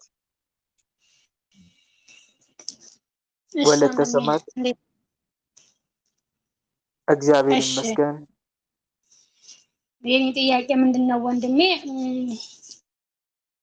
አገር ቤት ማለት ነው መጠጥ ቤት እሰራ ነበረ። መጠጥ ቤት አለኝ ማለት ነው የራሴ። ከዛ አይጥ ሜዳው ላይ አገኘሁ ማለት ነው፣ የሞተች አይጥ። እዛው ቤት ሆኜ ስትገባም አላየኋትም። ቤት ውስጥም ወዲያም ወዲህም ስትል አላየኋትም። ግን ሞታ አገኘኋት። ያችን አይጥ ላንሳሽ ስላት አንድ የሆነ በመጥረጊያ ነገር ላንሳሽ ስላት አትነሳም ማለት ነው። ከዛ በግድ የሆነ እንትን ነገር አንስቼ በግድ ተነሳችልኝ ማለት ነው። ከዛ ደግሞ ምዕራፍ ላይ የሆነ ሰገር አገኘሁ ማለት ነው። እንዴ እኔ በዛን ሰዓት ምንም እንደዚህ አይነት መተት ምናምን ይኖር አይመስለኝም። አሁን ነው ልቤን የመታኝ ማለት ነው። በዛን ሰዓት እኔ ጸሎትም አላደርግምም በእንደዚህ አይነትም ደግሞ መተት ምናምን አላምንበትም ማለት ነው። ከዛ ወደዛው ማለት ነው ሳምንትም ሳልቆይ እቃዬን ምኔን እንዳለ መኖሪያ ቤት ያስገብቼ ስራዬን አቆምኩ ማለት ነው። ስራዬን አቆምኩኝ። ከዛ ምንም ነገር የለ የምሰራውን ራሱ አስጠላኝ። በጣም ስራ አስጠላኝ። ካሳ ምናምን ማየት አልፈልግም። የምንም በቃ ማየት አልፈልግም። ከዛ ትቼው በዛው ወደዚህ መጣሁ ማለት ነው። አረብ ሀገር ሲሉኝ በጣም ነበር የምጠላው። በጣም ጥሩ ገቢ ነበረኝ ማለት ነው። አረብ ሀገር ሲሉኝ በጣም ነው የሚያስጠላኝ። እንዲህ አረብ ሀገር የሚባል ነበር የምለው ማለት ነው። ከዛ በአንድ ሳምንት ውስጥ በ15 ቀን እንደዛ አካባቢ ነው ትቼው መጣሁ ማለት ነው። ይሄ ነገር ከዛ ከመንፈስ ጋር ያገናኘዋለሁ ነው ጥያቄ። አዎ የሚገናኝበት እድሉ ሰፊ ነው። እንዲህ አይነት ብዙውን ጊዜ ሰገራ እንደዚሁም ደግሞ የሞት አይጥ፣ ሌሎችም እንስሳት አሞራ፣ ወፍም ሊሆን ይችላል በበራችን ላይ በደጃችን ላይ ቢጣሉበት ምክንያት አንደኛ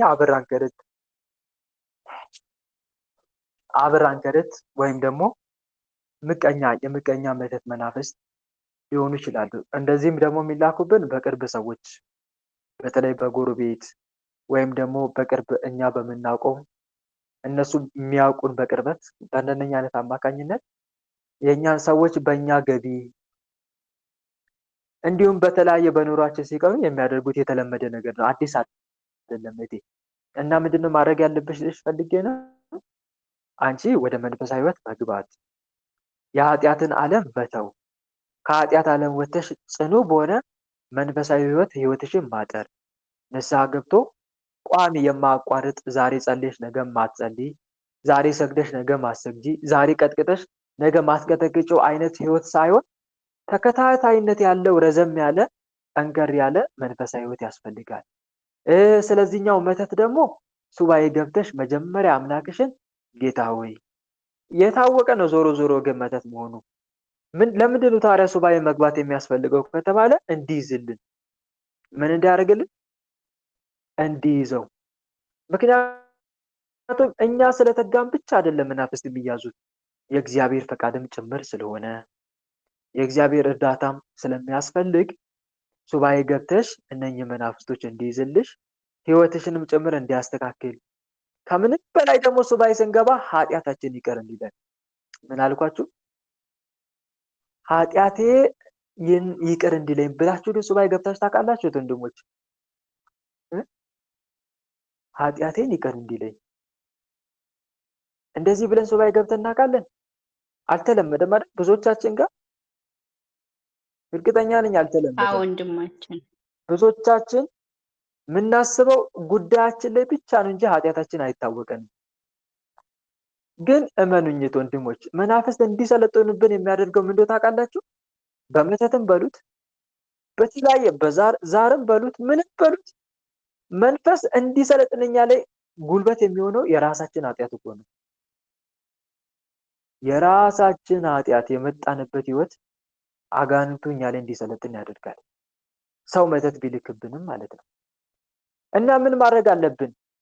ኃጢአታችንን ይቅር እንዲለን ኃጢአታችን ይቅር ብሎ መናፍስቱን እንዲይዝልን ህይወታችንም እንዲያስተካክልልን ነው ሱባኤ የምንገባው። እሺ ተረዳችሁ? አንዳንዱ ጠላት እንዳለ እንደሆነ እያወቀ ምንድነው ጌታ ህይወቴን ያመሰቃቀለው እያለ የሚጠይቃለ። ትክክል ነው፣ ግን አስፈላጊ ነው ወንድሞች? አይደለም። ይታወቃል። ያንኑ ያሳያል ማን ህይወትን እያበላሸብን እንደሆነ። ግን የሚፈለገው ማወቅ ነው ወይስ እንዲታሰር? እንዲታሰር ነው። ዋናው ትልቁ ዓላማ እሱ ነው። ስለዚህ ሱባኤ ስንገባ ምን ብለን ነው የምንገባው? አምላክ የምንጠይቀው አንደኛ ኃጢአቴን ይቅር በለኝ ጌታ ሆይ በድያለሁ፣ በህይወቴ ዘመን አንተን አላሰብኩም አምላኬ፣ ምትመግበኝን ምታጠጣኝን እስትንፋስ ሰጥተህ ምታኖረኝን አምላኬን እረስቻለሁ። ሁሌ ዓለምን ሳሳድድ ነው የኖርኩት። ደስ አይልም? እንዲህ አይነት ሱባኤ ደስ አይልም? ንገሩኝ እስቲ። ደስ ይላል። ዓለምን ሳሳድድ ነው የኖርኩት። አንተን አላሰብኩም። ለኔ የከፈልክልኝን ዋጋ አስቤ አልኖርኩኝም። በዋዛ ፈዛዛ እድሜን ጨርሻለሁ። የኔ ጌታ እስከ ዛሬ ምረኸኛል። በትህትና እስከ ዛሬ ድረስ በደሌን አይተህ እንዳላይ ያልፋል። ጌታ ሆይ ይቅር በለኝ። እኔ ኃጢአተኛው ያንተ ምሕረት ባይገባኝም ያለ ምሕረት ግን መኖር አልችልምና እባክህ ጌታ ሆይ ማረኝ። ጌታዬ ከመንፈስ ወዴት ሄዳለሁ? ኃጢአቴ አሳደደችኝ። ኃጢአቴ ልሸከማት የማልችላት ታላቅ ናት። አንተ በቅዱስ ወንጌል እናንተ ደካሞች ሸክማችሁ የከበደ ወደ እኔ ኑ እኔም አሳርፋችኋለሁ፣ ቀንበሬን በላችሁ ተሸከሙ፣ ከኔም ተማሩ፣ እኔ የዋህ በልቤም ትሁት ነኝ፣ ለነፍሳችሁ እረፍት ታገኛላችሁ። ቀንበሬ ልዝብ ሸክሜም ቀሊል ነው ብለህ ተናግረሃል። ጌታ ሆይ የኃጢአት ሸክም ከከበዳቸው አንዱና ታላቋ እኔ ነኝና እባክህን የኃጢአቴን ሸክም አቅልልልኝ። ጌታ ሆይ ቀሪ ጊዜን ባርክልኝ ብንጠይቅ እኮ በጣም አሪፍ ነበር። ግን ብዙዎቻችን በቃ የሚታየን ጉዳያችን ብቻ ነው። ጉዳያችን ከጉዳይ በፊት ግን ከአምላክ ጋር ምን መሆን ያስፈልጋል? አስቀድሞ ምን መሆን ያስፈልጋል? መታረቅ። አዎ መታረቅ። ስለዚህ ሱባኤ የምንገባበት ትልቁ ዓላማ ይሄ ነው። ዋና ኃጢአታችን ይቅር እንዲለን፣ ቀጥሎ ደግሞ በኃጢአታችን የመጡ ክፉ መናፍስትን ምን ማድረግ እንዲያስርልን፣ ሶስተኛ ህይወታችንን ምን እንዲል መናፍስ ከታሰሩ በኋላ መናፍስ ታስሮ ህይወቱ ያልተስተካከለ የለም አለ። መናፍስ ስለታሰረ ብቻ ህይወት አይስተካከልም። ወንድሞች አይስተካከልም። ህይወት የሚያስተካክለው ማን ነው? ማን ነው ህይወት የሚያስተካክለው? ክርስቶስ። በትክክል ልዑል እግዚአብሔር ነው። ብዙዎቻችን ይሄም እንዲህ አይነት ዕውቀት ማነስ አለብን። መናፍስት እንዲታሰር ነው በቃ ትግላችን። ከታሰረ በቃ ሁሉም ነገር የሚስተካከል የሚመስለን አንድና ሁለት አይደለንም። ግን መናፍስ ስለታሰረ ብቻ ህይወት አይስተካከልም። ስለዚህ ምን ማድረግ አለብን? እግዚአብሔር ስንጠይቅ አንደኛ ኃጢአታችን ይቅር እንዲለን፣ ሁለተኛ በኃጢአታችን የገቡ መናፍስትን እንዲያስርልን ከህይወታችንም ጭምር እንዲያወጣልን፣ ሶስተኛ ደግሞ ህይወታችን እንዲያስተካክል። ያኔ ነው ህይወታችን ረጋ ማለት የሚጀምረው። የሚረጋጋው ያኔ ነው። እና ይሄን ይመስላል። ለዛ ነው ቅዱስ ዮሐንስ አፈወርቅ በመከራዎችና በችግሮች ከፍተኛ ጥቃት ትታወቃላችሁን? እግዚአብሔር በህይወታችሁ ውስጥ ያለውን ማዕበል ጸጥ ያደርግላችሁ ዘንድ ለምኑት። በመንፈስና በአርምሞ እርጋታ ውስጥ ናችሁን? እግዚአብሔር በህይወታችሁ ውስጥ ያለውን ሰላም የበለጠ ቋሚ ያደርግላችሁ ዘንድ ተማጸኑት። ጸሎታችሁ ተሰምቷልን? እግዚአብሔርን አመስግኑት። አልተደመጣችሁምን? እስክትደመጡ ድረስ በጸሎታችሁ በጽናት ቆዩ ያለው ለዛ ነው። ስለዚህ እህቴ አስቀድሞ ንስሐ መግባት፣ ንስሐ ገብተሽ ደግሞ ንስሐሽን በሱባኤ መጨረስ፣ ጌታዬ ኢየሱስ ክርስቶስ ማረኝ እያሉ ከእንባ ጋራ በተለይ ማንባት ጥሩ ነው። ወንድሞች አንቡ። እሺ ማንባት ጥሩ ነው። ማንባት እንባ እምቢ ካላችሁ ጌታ ሆይ እባክህ ለኔ እንባ ስጠኝ በሉት። እናንተ አሁን የምታለቅሱ ብፁዓን ናችሁ ትስቃላችሁ ተብሏል። እናንተ አሁን የምታለቅሱ ብፁዓን ናችሁ ትስቃላችሁ። እህቶቼ ወንድሞቼ፣ በዚህ ዓለም በፈቃዳችን ካላለቀስን በገሃነም አጋንንት ያለ ፈቃዳችን ያስለቅሱናል። በዚህ ዓለም ንስሐ ካልገባን በገሃነም የማይረባ ጩኸትና ልቅሶ እናዘጋጃለን። አጋንንት ያለ ፈቃዳችን በኋላ ከሚያስለቅሱን አሁን ማልቀሱ አይበጅም? እህት ወንድሞች አይበጅም ትላላችሁ? ስለዚህ አሁን እናልቅስ። ጊዜ ሳለን አሁን እናልቅስ። ድንገት የአንዳችን መጨረሻ ይመጣብናል። ለንስሐ የምንለምንበት ጊዜ፣ ለኃጢአታችን የምንለማመጥበት ጊዜ አናገኝም። ስለዚህ ማድረግ የሚገባን ነገር አሁን እናድርግ። እናንተ አሁን የምትስቁ ወዮላችሁ ታዝናላችሁ ይላል። ጊዜ መጥቷል፣ ቀኑ ቅርብ ነው። የሽብር ቀን ነው እንጂ በተራራ ላይ ያለ እልልታ አይደለም ይላል መጽሐፍ ትንቢተ ሕዝቅኤል 7 ላይ። ስለዚህ እናልቅስ። አሁንስ ይላል እግዚአብሔር በፍጹም ልባችሁ በጾምም በልቅሶና በዋይታ ወደ እኔ ተመለሱ። አምላካ ልባችሁን እንጂ ልብሳችሁን አትቅደዱ።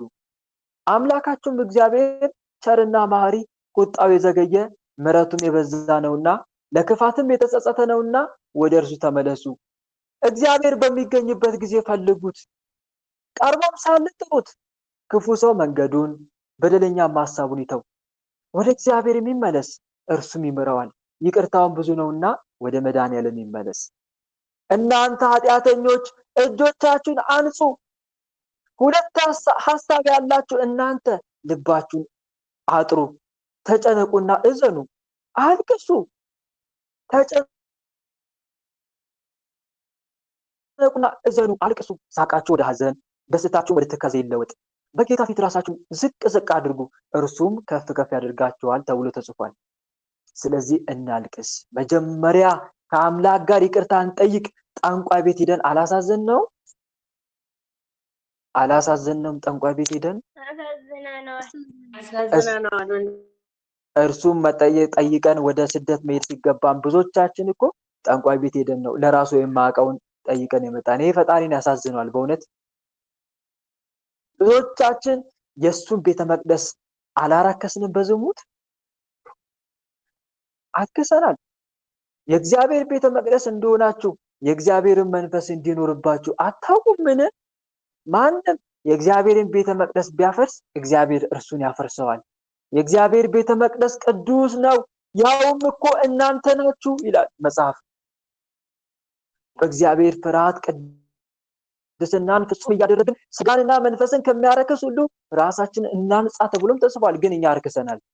ለዚህ ንስሐ እንግባ መጀመሪያ። ከዛ በኋላ ሌሎች ይከተላሉ። ስለ ጉዳይ የምንጠይቀው ከዛ በኋላ ነው። መጀመሪያ ግን ከአምላክ ጋር የምታረቅ ጌታዬ የጠፋው በግ ነኝ እባክህ ፈልገኝ።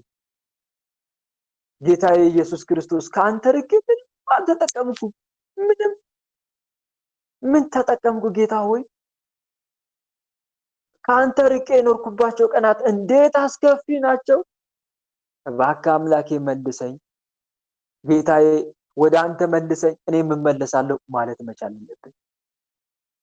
ወደ እኔ ተመለሱ እኔ ወደ እናንተ እመለሳለሁ ብሎ ተናግሯልና እና ይሄን ይመስላል። ወንድም እህቴ ምንድነው ማድረግ ያለብሽ? ንስሐ ትገቢያለሽ። ከዛ ማረኝ አምላኬ ያልሽ ከንባ ጋር ትማጸኛለሽ።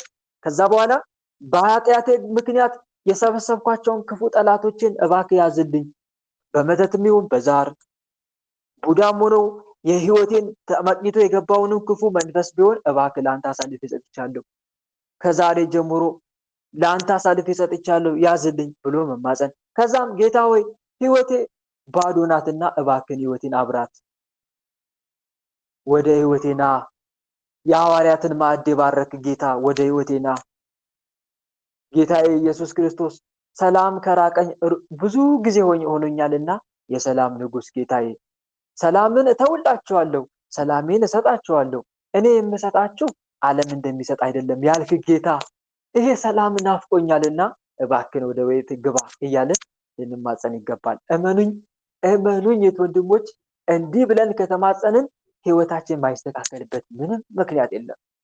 ብዙዎቻችን የሚያስጨንቀን ከኃጢአታችን ይልቅ ዕለታዊ ጉዳዮቻችን ናቸው።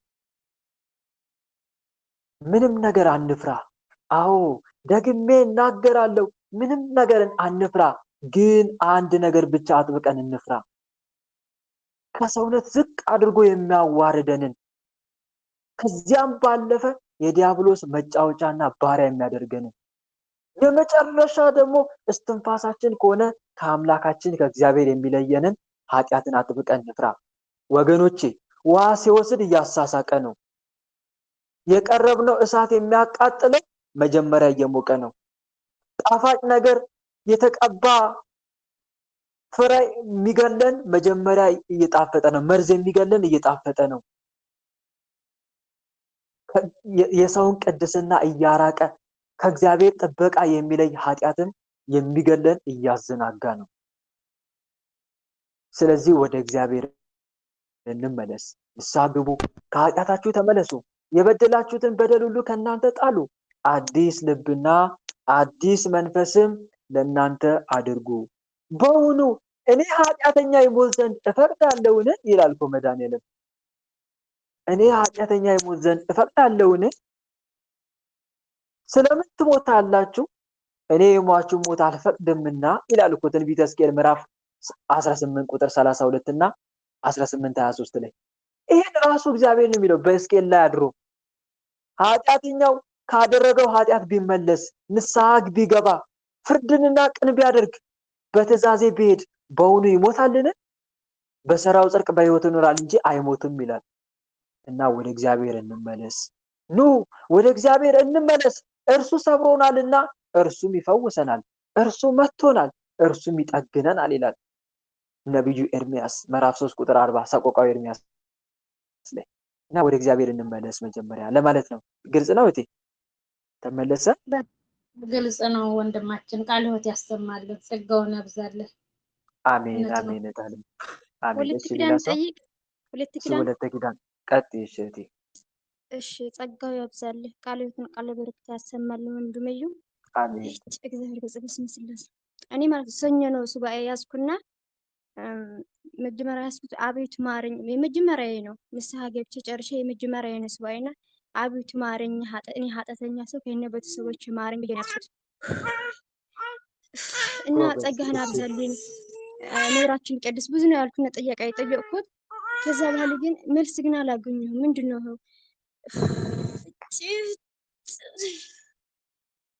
በስመ ስላሴ እግዚአብሔር ይገስጽ። በስመ ስላሴ መልስ እሺ አላገኘሁም እና ይሄኛው ከምንድን ነው ከእኔ ሴት ነው ወይስ የእግዚአብሔር ፍቃድ ስላልሆነ ነው? ምንድን ነው? በውስጤ ግን ይኸው አንቺ ተግተሽ አልመለሰልሽም ይለኛል። በጣም ነው የተወጋኝ በውስጤ ማለት ነው። መጀመሪያ ሲገባም ተኝቼ እያለሁ እጁ እንደዚህ ብሎ ወደ እኔ እየመጣ ብዙ ለሰውነቱ ነው የተጫነን ማለት ነው። ከዛ በኋላ አቤቱ ቅዱስ ሚካኤል አባቴ አድነኝ፣ ቅዱስ ሚካኤል አውጣኝ ስለ ቅልል ያለን። ቆይ እስቲ በስመ አብ ወወልድ ወመንፈስ ቅዱስ አሐዱ አምላክ በስመ አብ ወወልድ ወመንፈስ ቅዱስ አሐዱ አምላክ በስመ አብ ወወልድ ወመንፈስ ቅዱስ አሐዱ አምላክ ቅዱስ እግዚአብሔር ቅዱስ ኃያል ቅዱስ ሕያው ቅዱስ ኤልሳዳይ ቅዱስ አዶናይ ቅዱስ ጸባኦት ቅዱስ ያህዌ ቅዱስ ኢየሱስ ቅዱስ ክርስቶስ ቅዱስ አማኑኤል በአብ በወልድ በመንፈስ ቅዱስ ስም አተት ምን አባቱ ሰል ቤተሰብ ላይ ምን ትጠይቃለች? ማረኝ ከቤተሰቡ እኮ ነው የምትለው። ምን አባቷ ነው? እሺ በምንድን ነው የምትፈታተኗት? ምን አባቷ ቤተሰብ ምን አባቷ ሊሮሳ ብቻ እኮ በምንድን ነው የምትፈታተኗት? ራሳ ብቻ ላይ ትንሽ እግዚአብሔር የምትፈልግ እንዴ?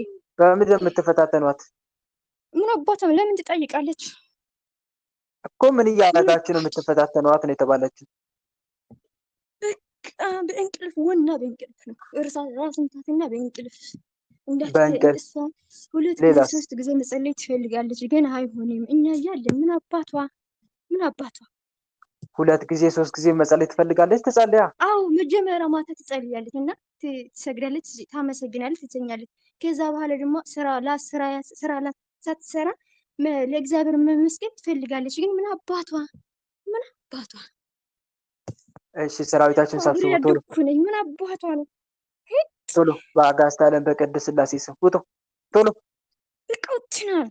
ማን ናችሁ የምትረብሿት የምትፈታተኗት? ቡዳ አይነ ጥላ ሰይጣን ሁሉ ይልልኝ የዝሙት መንፈስ እፋታተናታለሁ። እሷ ግን አትሰርም። ጌታዬ ማረኝ። እሷ ምን አባቷን ማረኝ የምትለው? እሺ ሰራዊታችን ሰብስቡ ናውጡ ውጡ። ሰራዊታችን ሰብስቡ ቶሎ። በቃ ሰብስበናል ሁላችን 40 ክንድ አየለከ ሰውነቱ አለቃችሁ ቶሎ። በቃ ልክተናል። ቡዳም አሉ በቃ ልክ ሁሉ ልክተናል። በአብ በወልድ በመንፈስ ቅዱስ ስም በአብ ወልድ በመንፈስ ቅዱስ ስም ሁላችንም ከነሰራዊታችን ከመላ ሰውነቷ ከህይወቷ ወጥተን በሽታ ፈተናችን አንስተን ሰራዊታችን ሰብስበን ሁላችንም ከዛሬ ጀምረን በምንም ነገር ላንፈታተን ሰማይና ምድርን በፈጠረ በአብ በወልድ በመንፈስ ቅዱስ ስም ሰማይና ምድር ከፈጠረ በአብ በወልድ በመንፈስ ቅዱስ ስም 40 ክንድ ሰውነቷን ለቀን ታስረን ተገዝተናል። አርክን ሰውነት አደርቀን ታስረን ተገዝተናል። ኃያሉ መድኃኔዓለም እስራታችን ያጽናብን። ኃያሉ እስራታችን ያጽናብን። አባታ ያጽናብን። ምንም ስራ አንሰራ፣ ምንም ስራ አንሰራ። መልሷታ ወደ ራሷ ቶሎ። በስመ ስላሴ። እሺ እህት አለምዬ ምን ጠይቀሽ ነበር? እስቲ አልተመለሰልኝም ልትይ ቻልሽው? አቤቱ ጌታዬ ሆይ ማረኝ። መጀመሪያ እሱ ነው የሚለው ምህረት ኃጢአቴ ስለማውቀው ከልጅነት ጀምሮ ብዙ ነገር የሰራት ወንድም እና አቤቱ ማረኝ ጌታዬ ሆይ አቤቱ ማረኝ ማረኝ አቤቱ ማረኝ። እኔ ወለተ ኪዳን ኃጢአተኛ ሰው ከነ ቤተሰቦቼ ማረኝ። ጸጋህን አብዛልኝ፣ ኑራችንን ቀድስ፣ በብርሃን መንገድህን ምራን፣ በጥበብህን አስተምረን፣ ጥበብህን መግበን ብዬ ነው እንደዚህ ብዬ ነው። ከዛ ግን መልስ ግን አላገኘሁም። ግን ሴት ስላለኝ ነው ብዬ ነው። ጌታ ምን ብሏል መሰለሽ? የጸለያችሁትን የለመናችሁትን ሁሉ እንዳገኛችሁት እመኑ ይደረግላችሁማል አላለም? የጸለያችሁትን የለመናችሁትን ምን እንዳደረጋችሁት እንዳገኛችሁት እመኑ ይሆንላችሁማል። ስለዚህ እንዳገኘሽ ማመን ያለብሽ። እሺ እህቴ የጸሎትሽን ምላሽ መድኃኔዓለም እንደሰጠሽ ነው ማመን ያለብሽ። ይሄን ቃል የተናገረው እኔ እኮ አይደለም ራሱ ነው የተናገረው በወንጌል ላይ ማርቆስ ወንጌል 11:24 ላይ እንዳገኛችሁት ግን ይቅር ማለላችሁ በአንድ ነገር ነው አለ ጌታ። ምንድነው ካልሽ እናንተ በሰው ላይ ቂም ይዛችሁ ግን እኔን ማረኝ የምትሉኝ ከሆነ አልመራችሁም ብሏል። ቂም አያስመርም። በነገራችን ላይ ወንድሞች ቂም ይዞ የሚጸልይ ሰው አይማርም። ራሱ ጌታ ተናግሯል። ቂም ይዞ እኔ ማር የሚለኝን አልመረውም። እኔ እንድምርህ ከፈለክ በሰው ላይ ቂም ይዘ ከሆነ አንተ ራስህ ያንን ቂም ተውለት፣ ይቅር በለው። ይቅር ስትለው እኔ እዛን ሰዓት እኔ አንተንም ይቅር እልሃለሁ ይላል። ይቅር በሉ ይቅርም ትባላላችሁ ተብሎ ተጽፏልና። ስለዚህ እንደዚህ አይነት ነገር እህቶቼ ወንድሞቼ ህይወታችን ውስጥ ካለ በሰው ላይ ቂም ይዘን ከሆነ ዛሬውኑ ነው ይቅር ማለት ያለብን። እና እህቴ እንዳገኘሽው እመኝ። እሺ ካንቺ የሚጠበቀው እሱ ነው። እንዳገኘሽው እመኝ።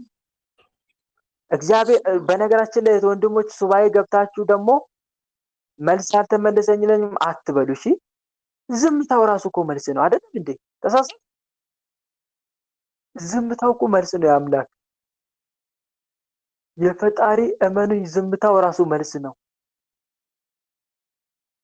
አንዳንዴ የሚመልስልን በህይወታችንም ጭምር እኮ ነው። በህይወታችን የግድ የሆነ ራእይ ማየት ይጠበቃል እንዴ? እህት ወንድሞች ይጠበቃል? አይጠበቅም። ከሱባኤ ስትወጡ ልክ እንደተመለሰላችሁ አድርጋችሁ ነው ማመን ያለባችሁ። አመስግኑ። እንደተመለሰላችሁ አድርጋችሁ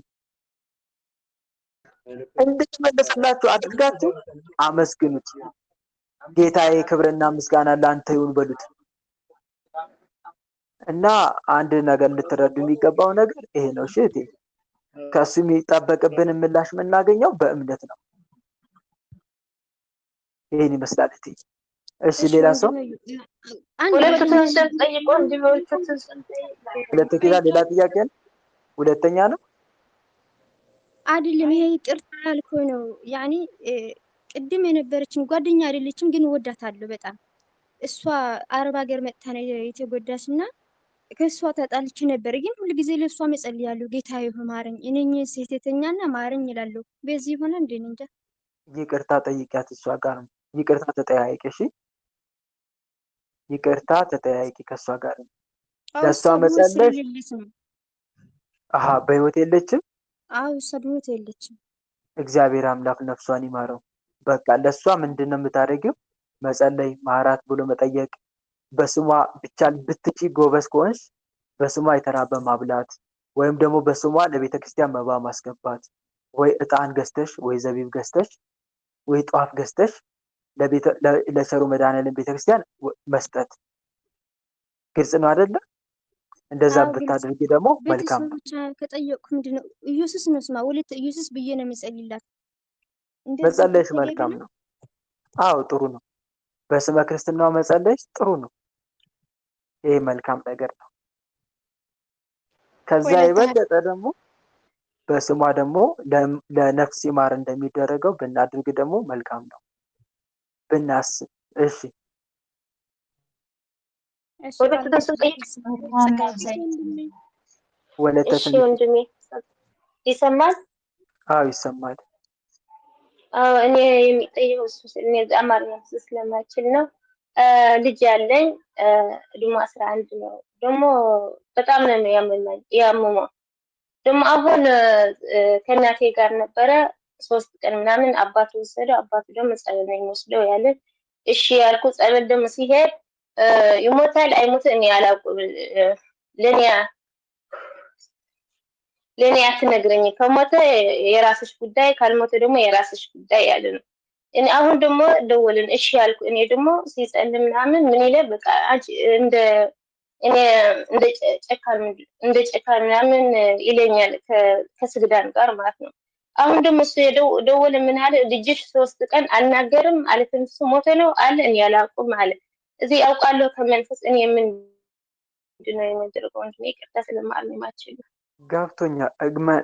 እንትኑ ግን አልገባኝም። ከይቅርታ ጋር ጥያቄ እስቲ የገባችሁ ሰዎች አስረዱኝ። ጥያቄ የገባችሁ ከይቅርታ ጋር ከቋንቋ አንጻር ይመስለኛል እንግዲህ ትግርኛ ትናገርና አናውቃል እንጂ እኔም አልገባኝም። ትግርኛ ተናጋሪ ድማለም የምትለው እሷ እኔ ልጅ አለኝና ልጄ በጣም እየታመመብኝ ነው።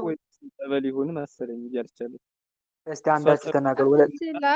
የምትለው እንድማለምዬ ልጄ በጣም እየታመመብኝ ነው። በጣም በህመም በበሽታ እየተሰቃየብኝ ነው እና ከእናቴ ጋር አብሮ ይኖር ነበር። አሁን ደግሞ የልጇ አባት ወሰደባት።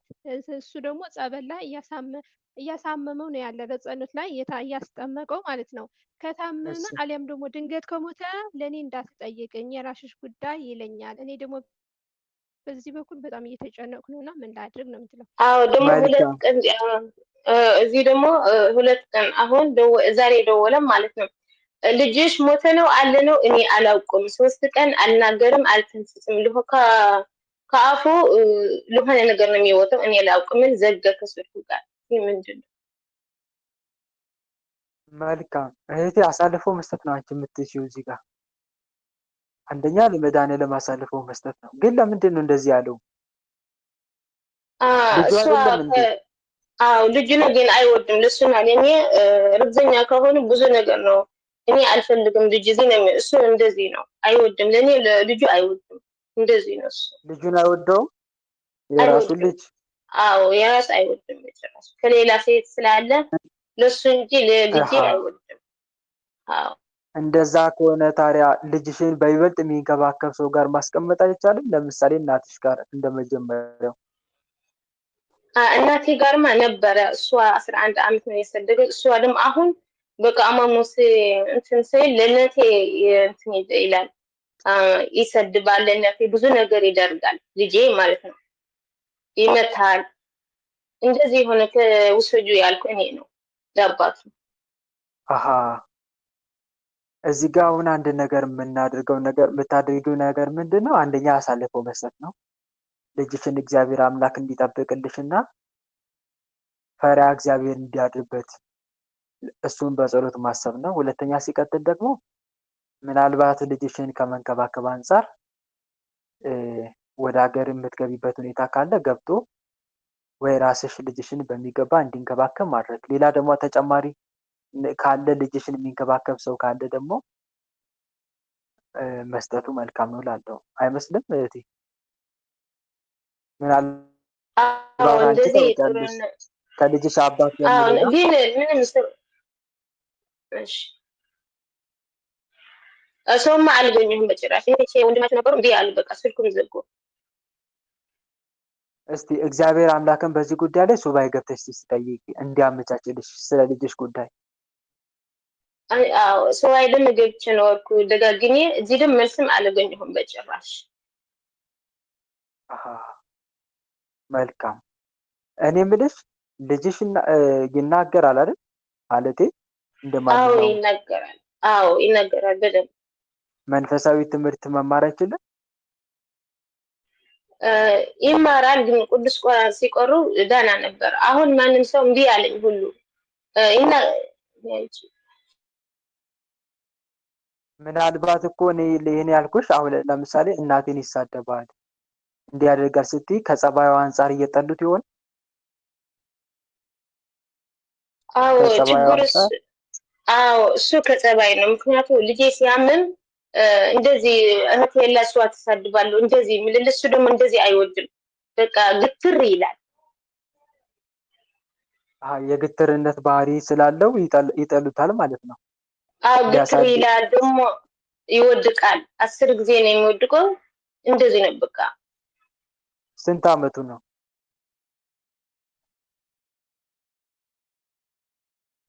አቤት ስንት አመቱ ነው? አሁን 11 አመት ነው። ግን ካመመ ከሁለት ወር ነው። ከሁለት ነበረ 10 አመት ምናምን ዳና ነበር። እኔ ወደ ጸሎት በደንብ ወደ ሲግናል ሲገባ በቃ እንትን እማሙ እንትን ሆነ። መልካም። በእርግጥ ሰው ያስፈልገዋል ልጅሽ። ስለዚህ ምናልባት የቀረበ ሰዎች አጠገብሽ ጋር የቀረቡ ሰዎች ካሉ ለነሱ መስጠት፣ ለነሱ ደግሞ መስጠት እንደዚህ አይነት እምቢታ ሁኔታ ውስጥ ካሉ ደግሞ አንደኛው በጸሎት ማሳሰብ፣ ሁለተኛም ደግሞ የበለጠ ደግሞ ልጅሽን መንከባከብ የሚችል ሰው በሞግዚትነት መቅጠር አይቻልም? እንዲንከባከብ። አዎ እንደዚህ አደረኩ። አንድ ነበር የእህቴ ባሏ፣ እሱ ደግሞ ደስተራ ነው። እኔ አላውቅም ነበርኩ። እሱ ደግሞ ወሰደል። እሱ ምን አለ 100,000 ስጭን፣ እኔ ደግሞ ወደ ጸበል ቦታ ወስዳለሁ። እኔ ደግሞ ችግር የለም ያልኩ። መጀመሪያ የተወሰደ ደስተራ ወሰደው። ደስተራ ደግሞ ለሆነ ከሰውነት ጋር በቃ እንደዚህ እንደ በምን ለሆነ ነገር አስገቡ መድኃኒት እንደዚህ ማለት ነው። እኔ ደግሞ አላውቅም ነበርኩ። አዎ እኔ ደግሞ መጣ የተልካ ያልኩ። እሱ እንደ ደስተራ ለሆነ መድኃኒት አስገቡኝ። ምን ያለ ደግሞ እንደዚህ ለምን ያልኩ ጸሎ ወሰደ። በቃ 1 ወር አጥቦ ችግር የለም እኔ እሰጣለሁ ያልኩ። 6 ቀን ሲያጥቦ በቃ መለሰው። ጸበል አይወስድም ምን ዘገስልኩ። እሱ አደም ቢያል ከእህቴ ጋር ደግሞ ተጣተና።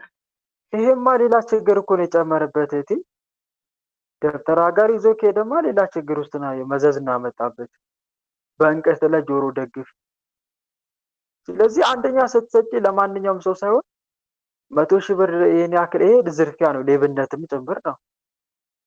በዚህ ልክ ለሚዘርፍ ሰው አይደለም። ሲጀመር እንዲህ አይነት የዝርፊያ አይነት አጠያቂ እየጠየቀ ልጅሽንም ሲጀመር በአግባቡ ሊንከባከብና ሊያሳድግም አይደለም። እኔ ያልኩት አንደኛ መንፈሳዊነት የነቃ ወይም ደግሞ በመንፈሳዊ ህይወት ውስጥ የሆነ ፈሪሃ እግዚአብሔር ያለው ልጅ ሲሰጥ እንደዛ ነው።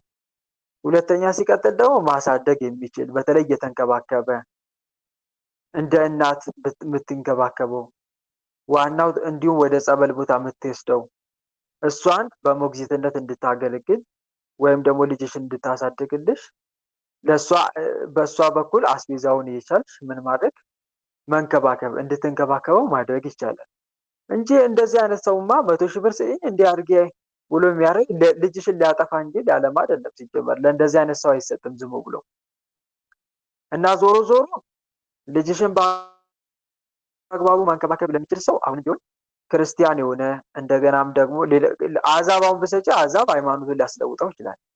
ለእንደነኛም አይሰጥም።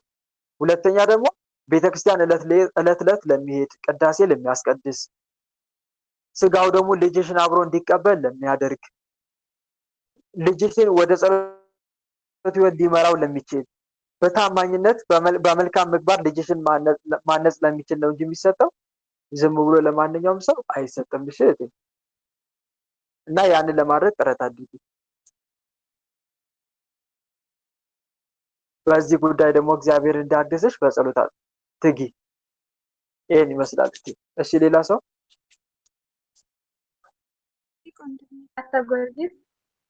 እሺ ወለተ ጊዮርጊስ። እሺ ወንድም አለም ቀለበት ያሰማልን።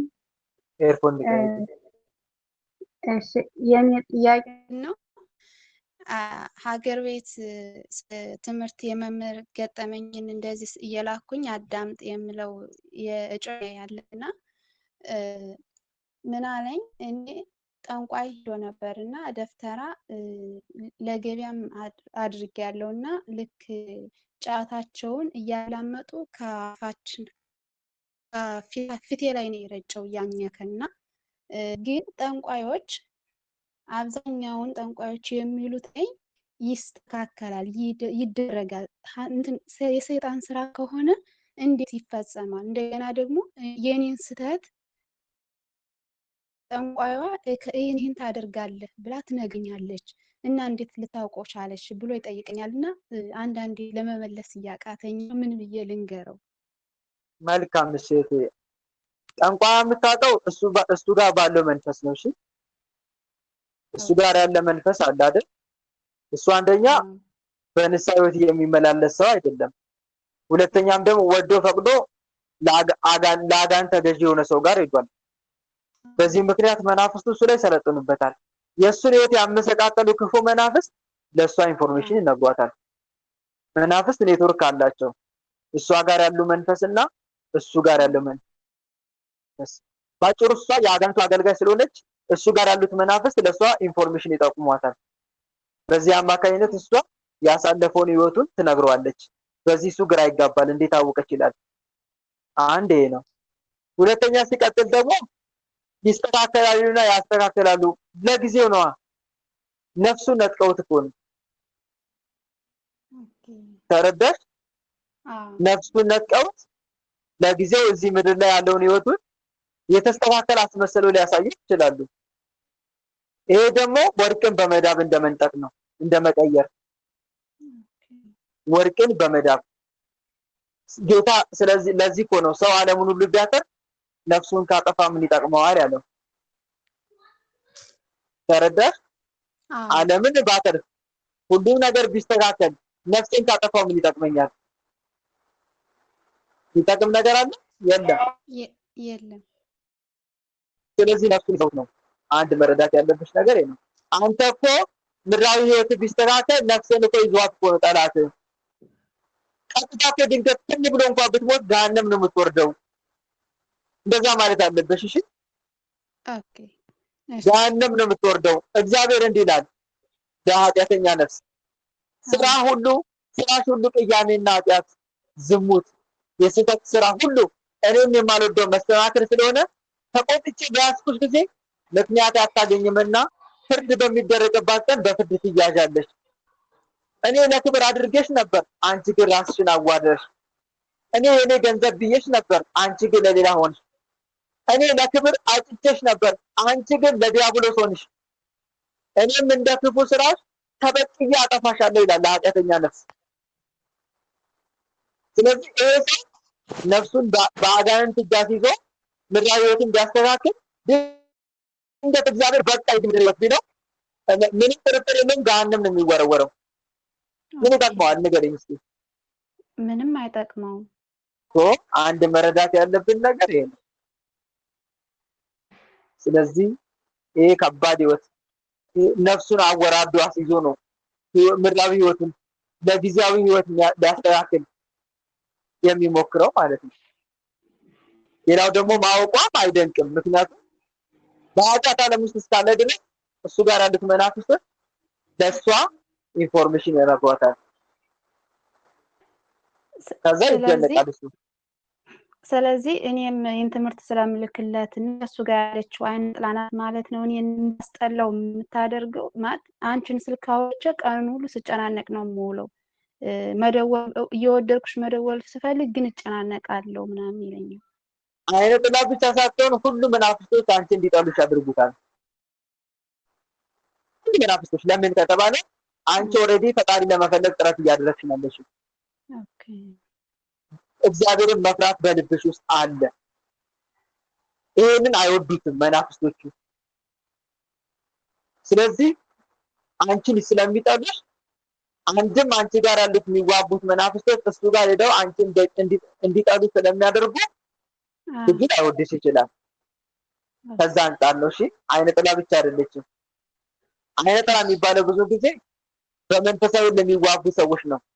ለምሳሌ እሱም መንፈሳዊት የሚወድ ከሆነ እሷ መንፈሳዊት የምትወድ ከሆነ መንፈሱ እንዳይጋቡ ሲፈልግ ሊዋጋ ይችላል። ይሄ ልጅ ግን አሁን ብትነግሪኝ ግን ቀጥታ ወደ ጠንቋይ ቤት የሚሮጥ ከሆነ በጣም አስቸጋሪ ነው። ምክንያቱም ሲጀመር ሁሉ መናፍስቶች አንቺ እንዲጠሉ ነው የሚያደርጉት እንጂ እንዲወዱሽ አያደርጉም። ምክንያቱም ነፍሱ ልትነቂ ነዋ። ልትነቂ እየታገልሽ ነው። እነሱ መናፍስቶቹ ደግሞ የእኛን ነፍስ እንዳትነቂ ይሄ ነፍስ የኛ ነው አይነት ነገሩ ተረዳ? እና ከዛ አንፃር በጣም ነው የማመሰግነው ወንድም አለም። በጣም የተመለሰልኝ ጥያቄ በሙሉ። መልካም። እሺ እንኳን ተመለሰልሽ እህቴ። እሺ ሌላ ሰው ወለታና ቀጥሽ። ድምጽ ይሰማል ወንድም? ይሰማል፣ ግን ኤርፎን ልቀይ። እሺ አሁንስ? እሺ ይሰማል፣ ቀጥይ። የተሰማን ወንድማችን ጸጋውን ያዛለን። የኔ ጥያቄ በጓደኛዬ በኩል ነው ማለት ነው። ጓደኛዬ ትንሽ ወንድማ በጣም የምትወደው፣ በእርግጥ ሁላችን ወንድሞቻችን እንወዳቸዋለን ማለት ነው። እሷ ደግሞ በጣም ትወደዋለች እና ከዛ ወደ ስደት ወጥቶ ተይዞ ወደ ሀገር ገባና ሰርቶ ማለት ነው ቤት ገዝቶ እንዳለ የዓለም ነገር አሟልቶ ማለት ነው። ከዛ 2 ሳምንት ከአባቱና ከእናቱ ቆይቶ መጣና በባህር ላይ ሞተ። ጀልባው ተገልብጣ ማለት ነው። አሁን እህቱ ማለት ነው የኔ ጓደኛ ማለት ነው ለእግዚአብሔር በጣም ነው የምትወቅሰው። ለእግዚአብሔር ስል ምንድነው እንደዚህ ያደረገው? ከሱ ያሉትን ወጥተዋል፣ ለኔ ያደረገው ምንድነው? ፈጣሪ የሚባል ነገር አላውቅም እያለች ታማራለች። እኔ ደግሞ ወንድምሽ እኮ እግዚአብሔር በመንግስተ ሰማያት አግባልኝ ወንድሜ፣ በዚህ ምድር ካልተመቸው በባህር ከሞተ በቤተ ክርስቲያን ካልተቀበረ ጌታዬ ሆይ ብለሽ በመንግስተ ሰማያት አስገባልኝ ብለሽ ጸልይ ስላት እኔ ማለት ነው እሷ ምንድነው የምትለኝ? አሁን ደግሞ በዚህ ሞት አማማት ሞቶ ደግሞ መንግስተ ሰማያት አገባው እንዴ ብላ ማለት ነው። በጣም ለእግዚአብሔር ስትሳደባለችና ምን ላርጋ? ምን ልመክራ? አለማወቋ ነው እህቴ፣ አለማወቋ ነው። በመንፈሳዊ ህይወት ላይ ያላት እውቀት በጣም እጅግ ውስን ስለሆነ እንደዛ ነው የምታስበው ልጅቷ። እንደዚህ አይነት ነገር ደግሞ ሲኖር ቀስ ብሎ ማስረዳትና መንገር፣ በተለይ በጸሎት እየታገዙ ማለት ነው። አንደኛ መጽሐፍ ቅዱስ እግዚአብሔር አይሳሳትም። በእውነት እግዚአብሔር ፍርድን ያጣምማልን ይላል መጽሐፈ ኢዮብ ምዕራፍ 8 ቁጥር 3 ላይ በእውኑ እግዚአብሔር ክፉ ይሰራልን?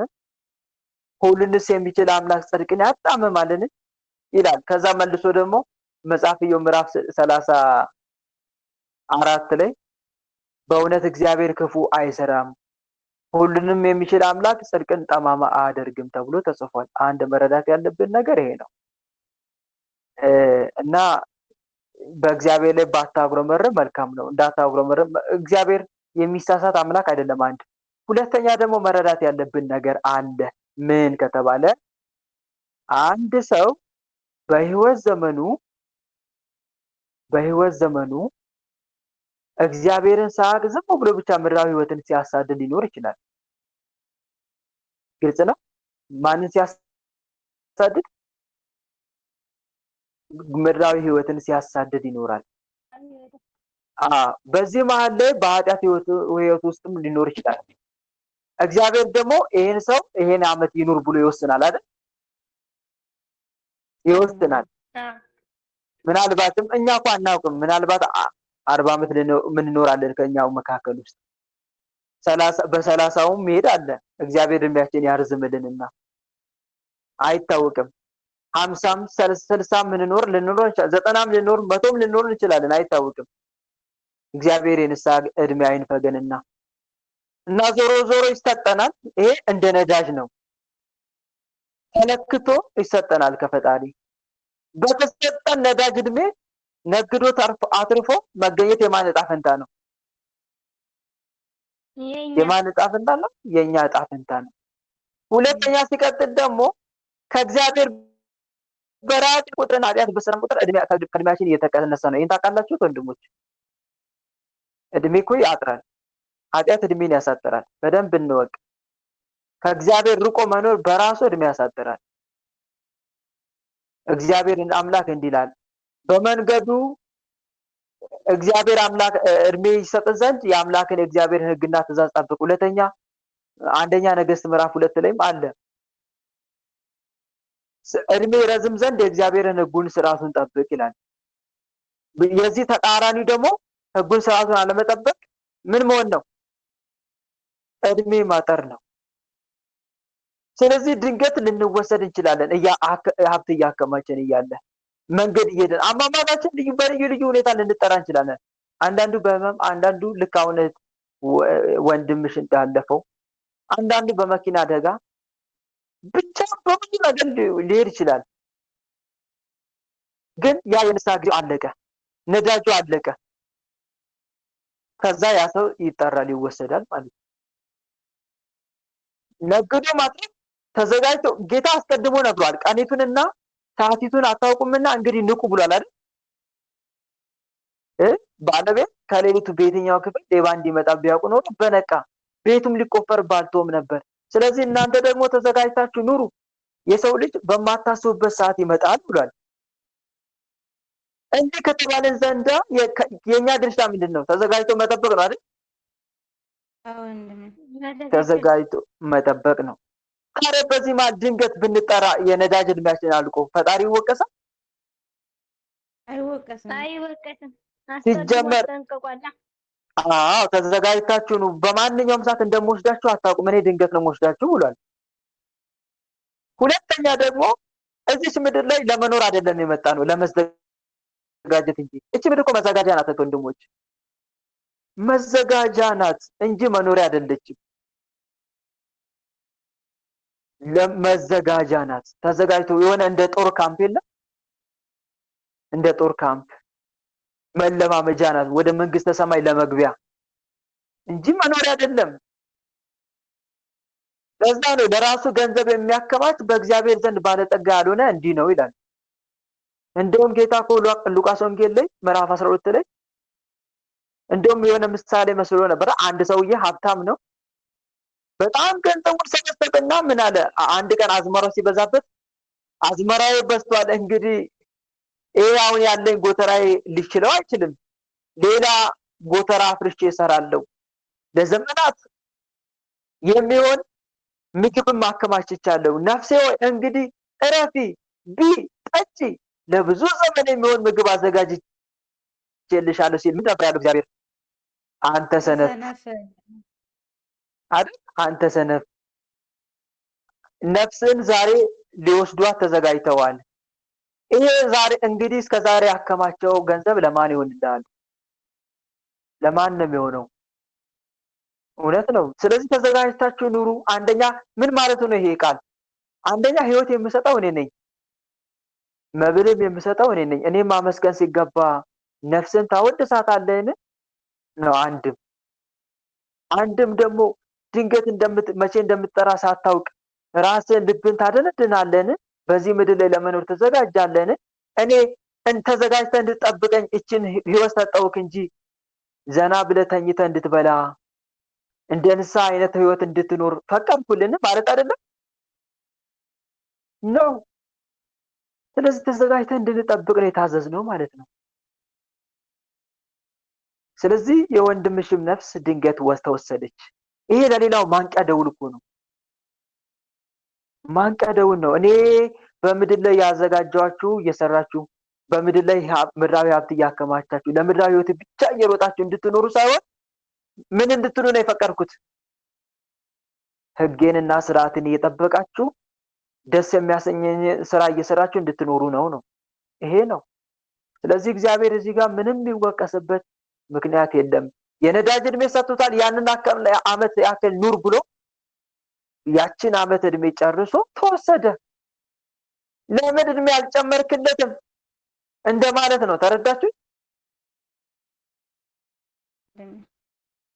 እና ይሄን ይመስላል። በእውኑ ስራ ሰሪውን አልሰራኝም ይለዋልን? ወይስ የተደረገው አድራጊውን አታስተውል የሚለው እንደተባለው ነው ነገሩ። እና ለእህትሽ እህቴ ምንድን ብለሽ ነው ማዘጋጀት ያለብሽ? እህቴ አንቺ ራስ ነገ መቼ እንደምትወሰጂ አታውቂም። በዚህ ምድር ላይ የተቀመጥሽው ተዘጋጅተሽ እንድጠብቂው እንጂ እንድትኖሪ አይደለም። ስለዚህ ተዘጋጅተሽ ጠብቂ። ግን እህቴ ጥያቄ ጠይቅሽ፣ ንስሐ ገብቶ ነበር ወንድምሽ? ስጋው ደግሞ ሊቀበል ነበር? አይደለም፣ እሷ ራሱ መንፈሳዊ አይደለችም። እኔ እንደዚህ ብለህ ስመክራት እሷ ምንድን ነው ትለኝ፣ አንቺ ራስሽ የራስሽ አይደለሽም፣ ወንድምሽ ይቅርና አንቺ ራስሽ የራስሽ አይደለሽም፣ የእግዚአብሔር ነሽ ስላት ማለት ነው።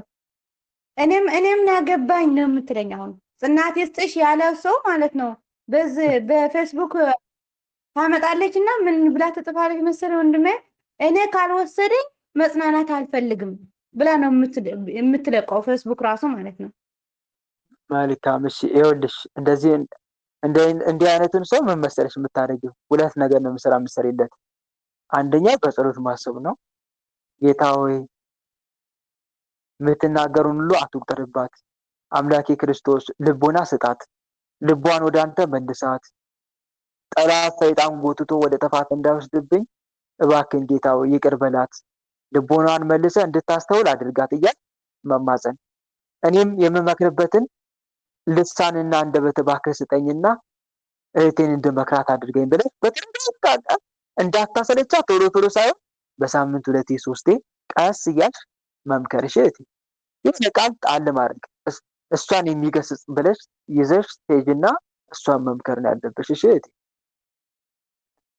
ተረዳ? እኛ ሰዎች አንዳንዴ ከከንቱ ምኞታችንና ካለማወቅ ህይወታችን የሚመነጨውን ጥያቄ ይዘን ከእግዚአብሔር ጋር ግብግብ እንፈጥራለን። እግዚአብሔር ደግሞ ይምረናል። የልጅ ነገር እንደሆነ አውቆ ዝም ይላል። ምክንያቱም አለማወቃችንን ተመልክቶ ማለት ነው።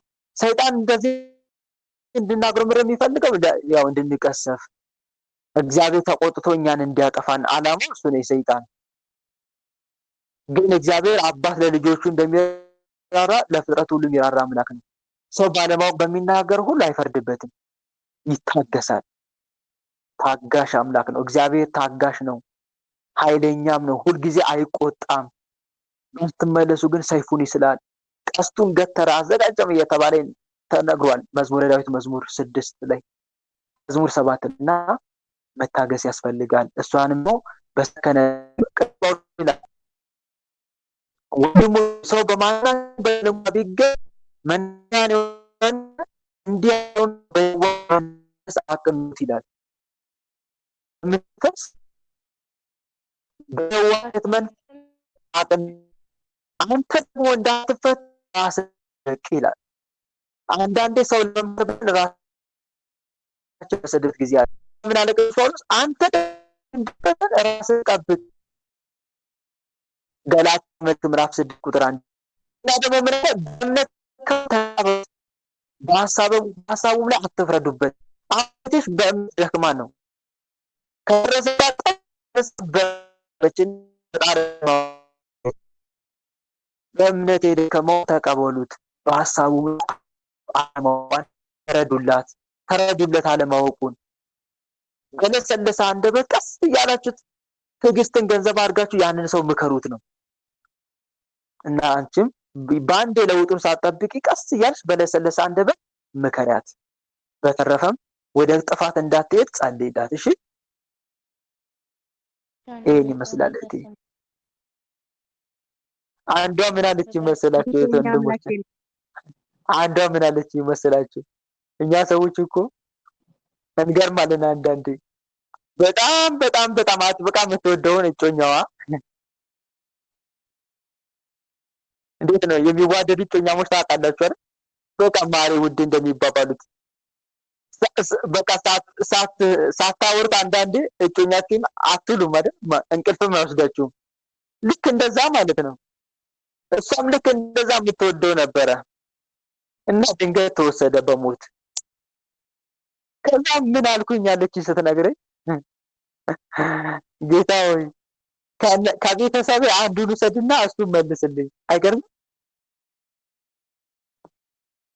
ምን አልኳችሁ? አንዱ ውሰድና እሱን መልስልኝ። መድኃኒዓለም ተለወጥ ማለት ነው። ተለወጥ ቤተሰቧን በሱ እንዲቀየር ማለት አስቡት።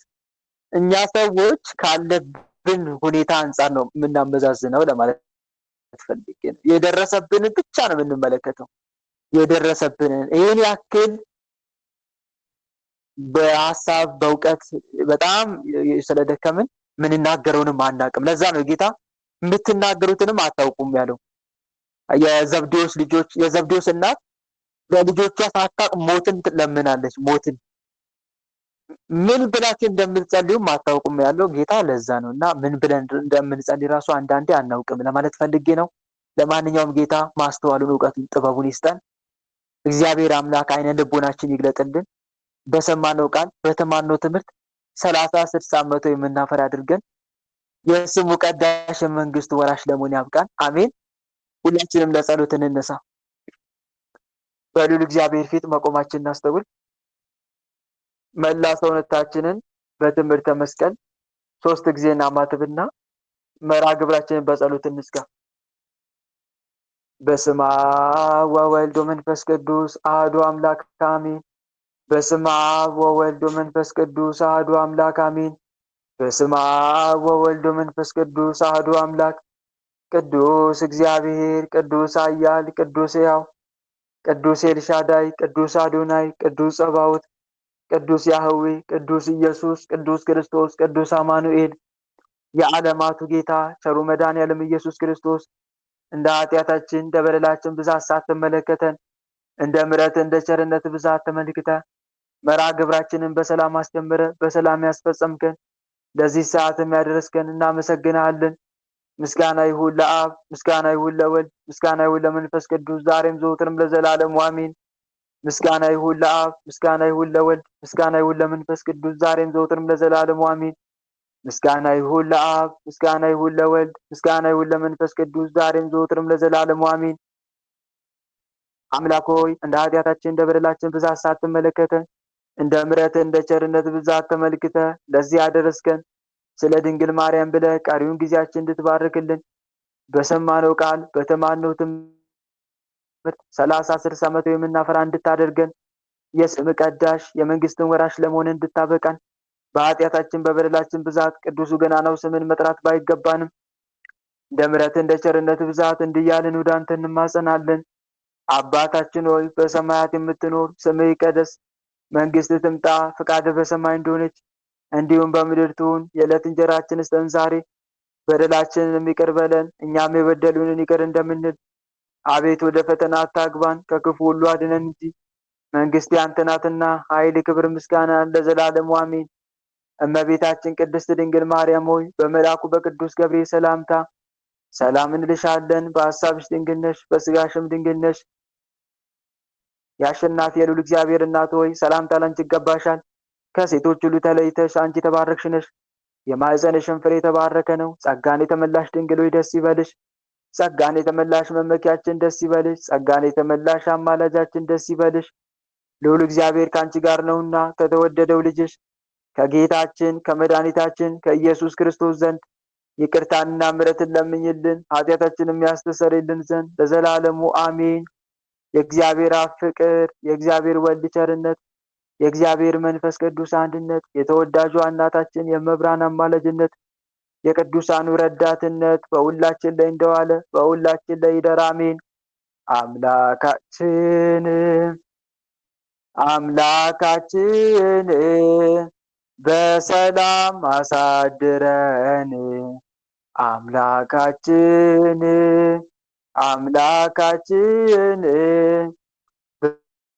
በሰላም አሳድረን። ቀኑን በሰላም እንዳዋልከን የሰላም ሌሊት አድርግልን። ቀኑን በሰላም እንዳዋልከን የሰላም ሌሊት አድርግልን። እመቤታችን አማላጃችን ተመልከች ወደኛ። እመቤታችን አማላጃችን ተመልከች ወደኛ የልጅሽ ቸርነት ይሁነን መዳኛ ያንቺ አማላጅነት አይለየን ከኛ የልጅሽ ቸርነት ይሁነን መዳኛ ያንቺ አማላጅነት አይለየን ከኛ ጸጋ ነሳይነ ወሕይወተ ረከብነ በኃይለ መስቀሉ ለኢየሱስ ክርስቶስ ኪያከ እግዚኦ ነአኩት ነሲያነ ጸጋ መንፈስ ቅዱስ የፍቅር ባለቤት የሰላም ንጉስ ሰላማዊ ኢየሱስ ክርስቶስ ሆይ ሰላምን ስጠን፣ ሰላምንም አጽናልን፣ ኃጢአታችንም ይቅር በለን፣ በሰላም ሄደን ወደ የቤታችን እንገባ ዘንድ የበቃን አድርገን ለዘላለሙ አሜን። እትው በሰላም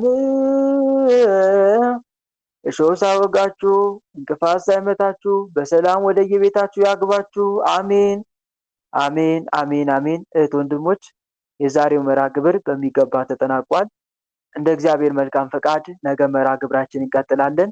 ነገ ዕለተ ዓርብ እንደመሆኑ የመናፈሽኝት መርሃ ግብር አለ ከ7 ሰዓት እስከ 10 ሰዓት በኢትዮጵያ አቆጣጠር። ሁላችሁም ራሳችሁን አዘጋጅታችሁ ተገኙ በጊዜ።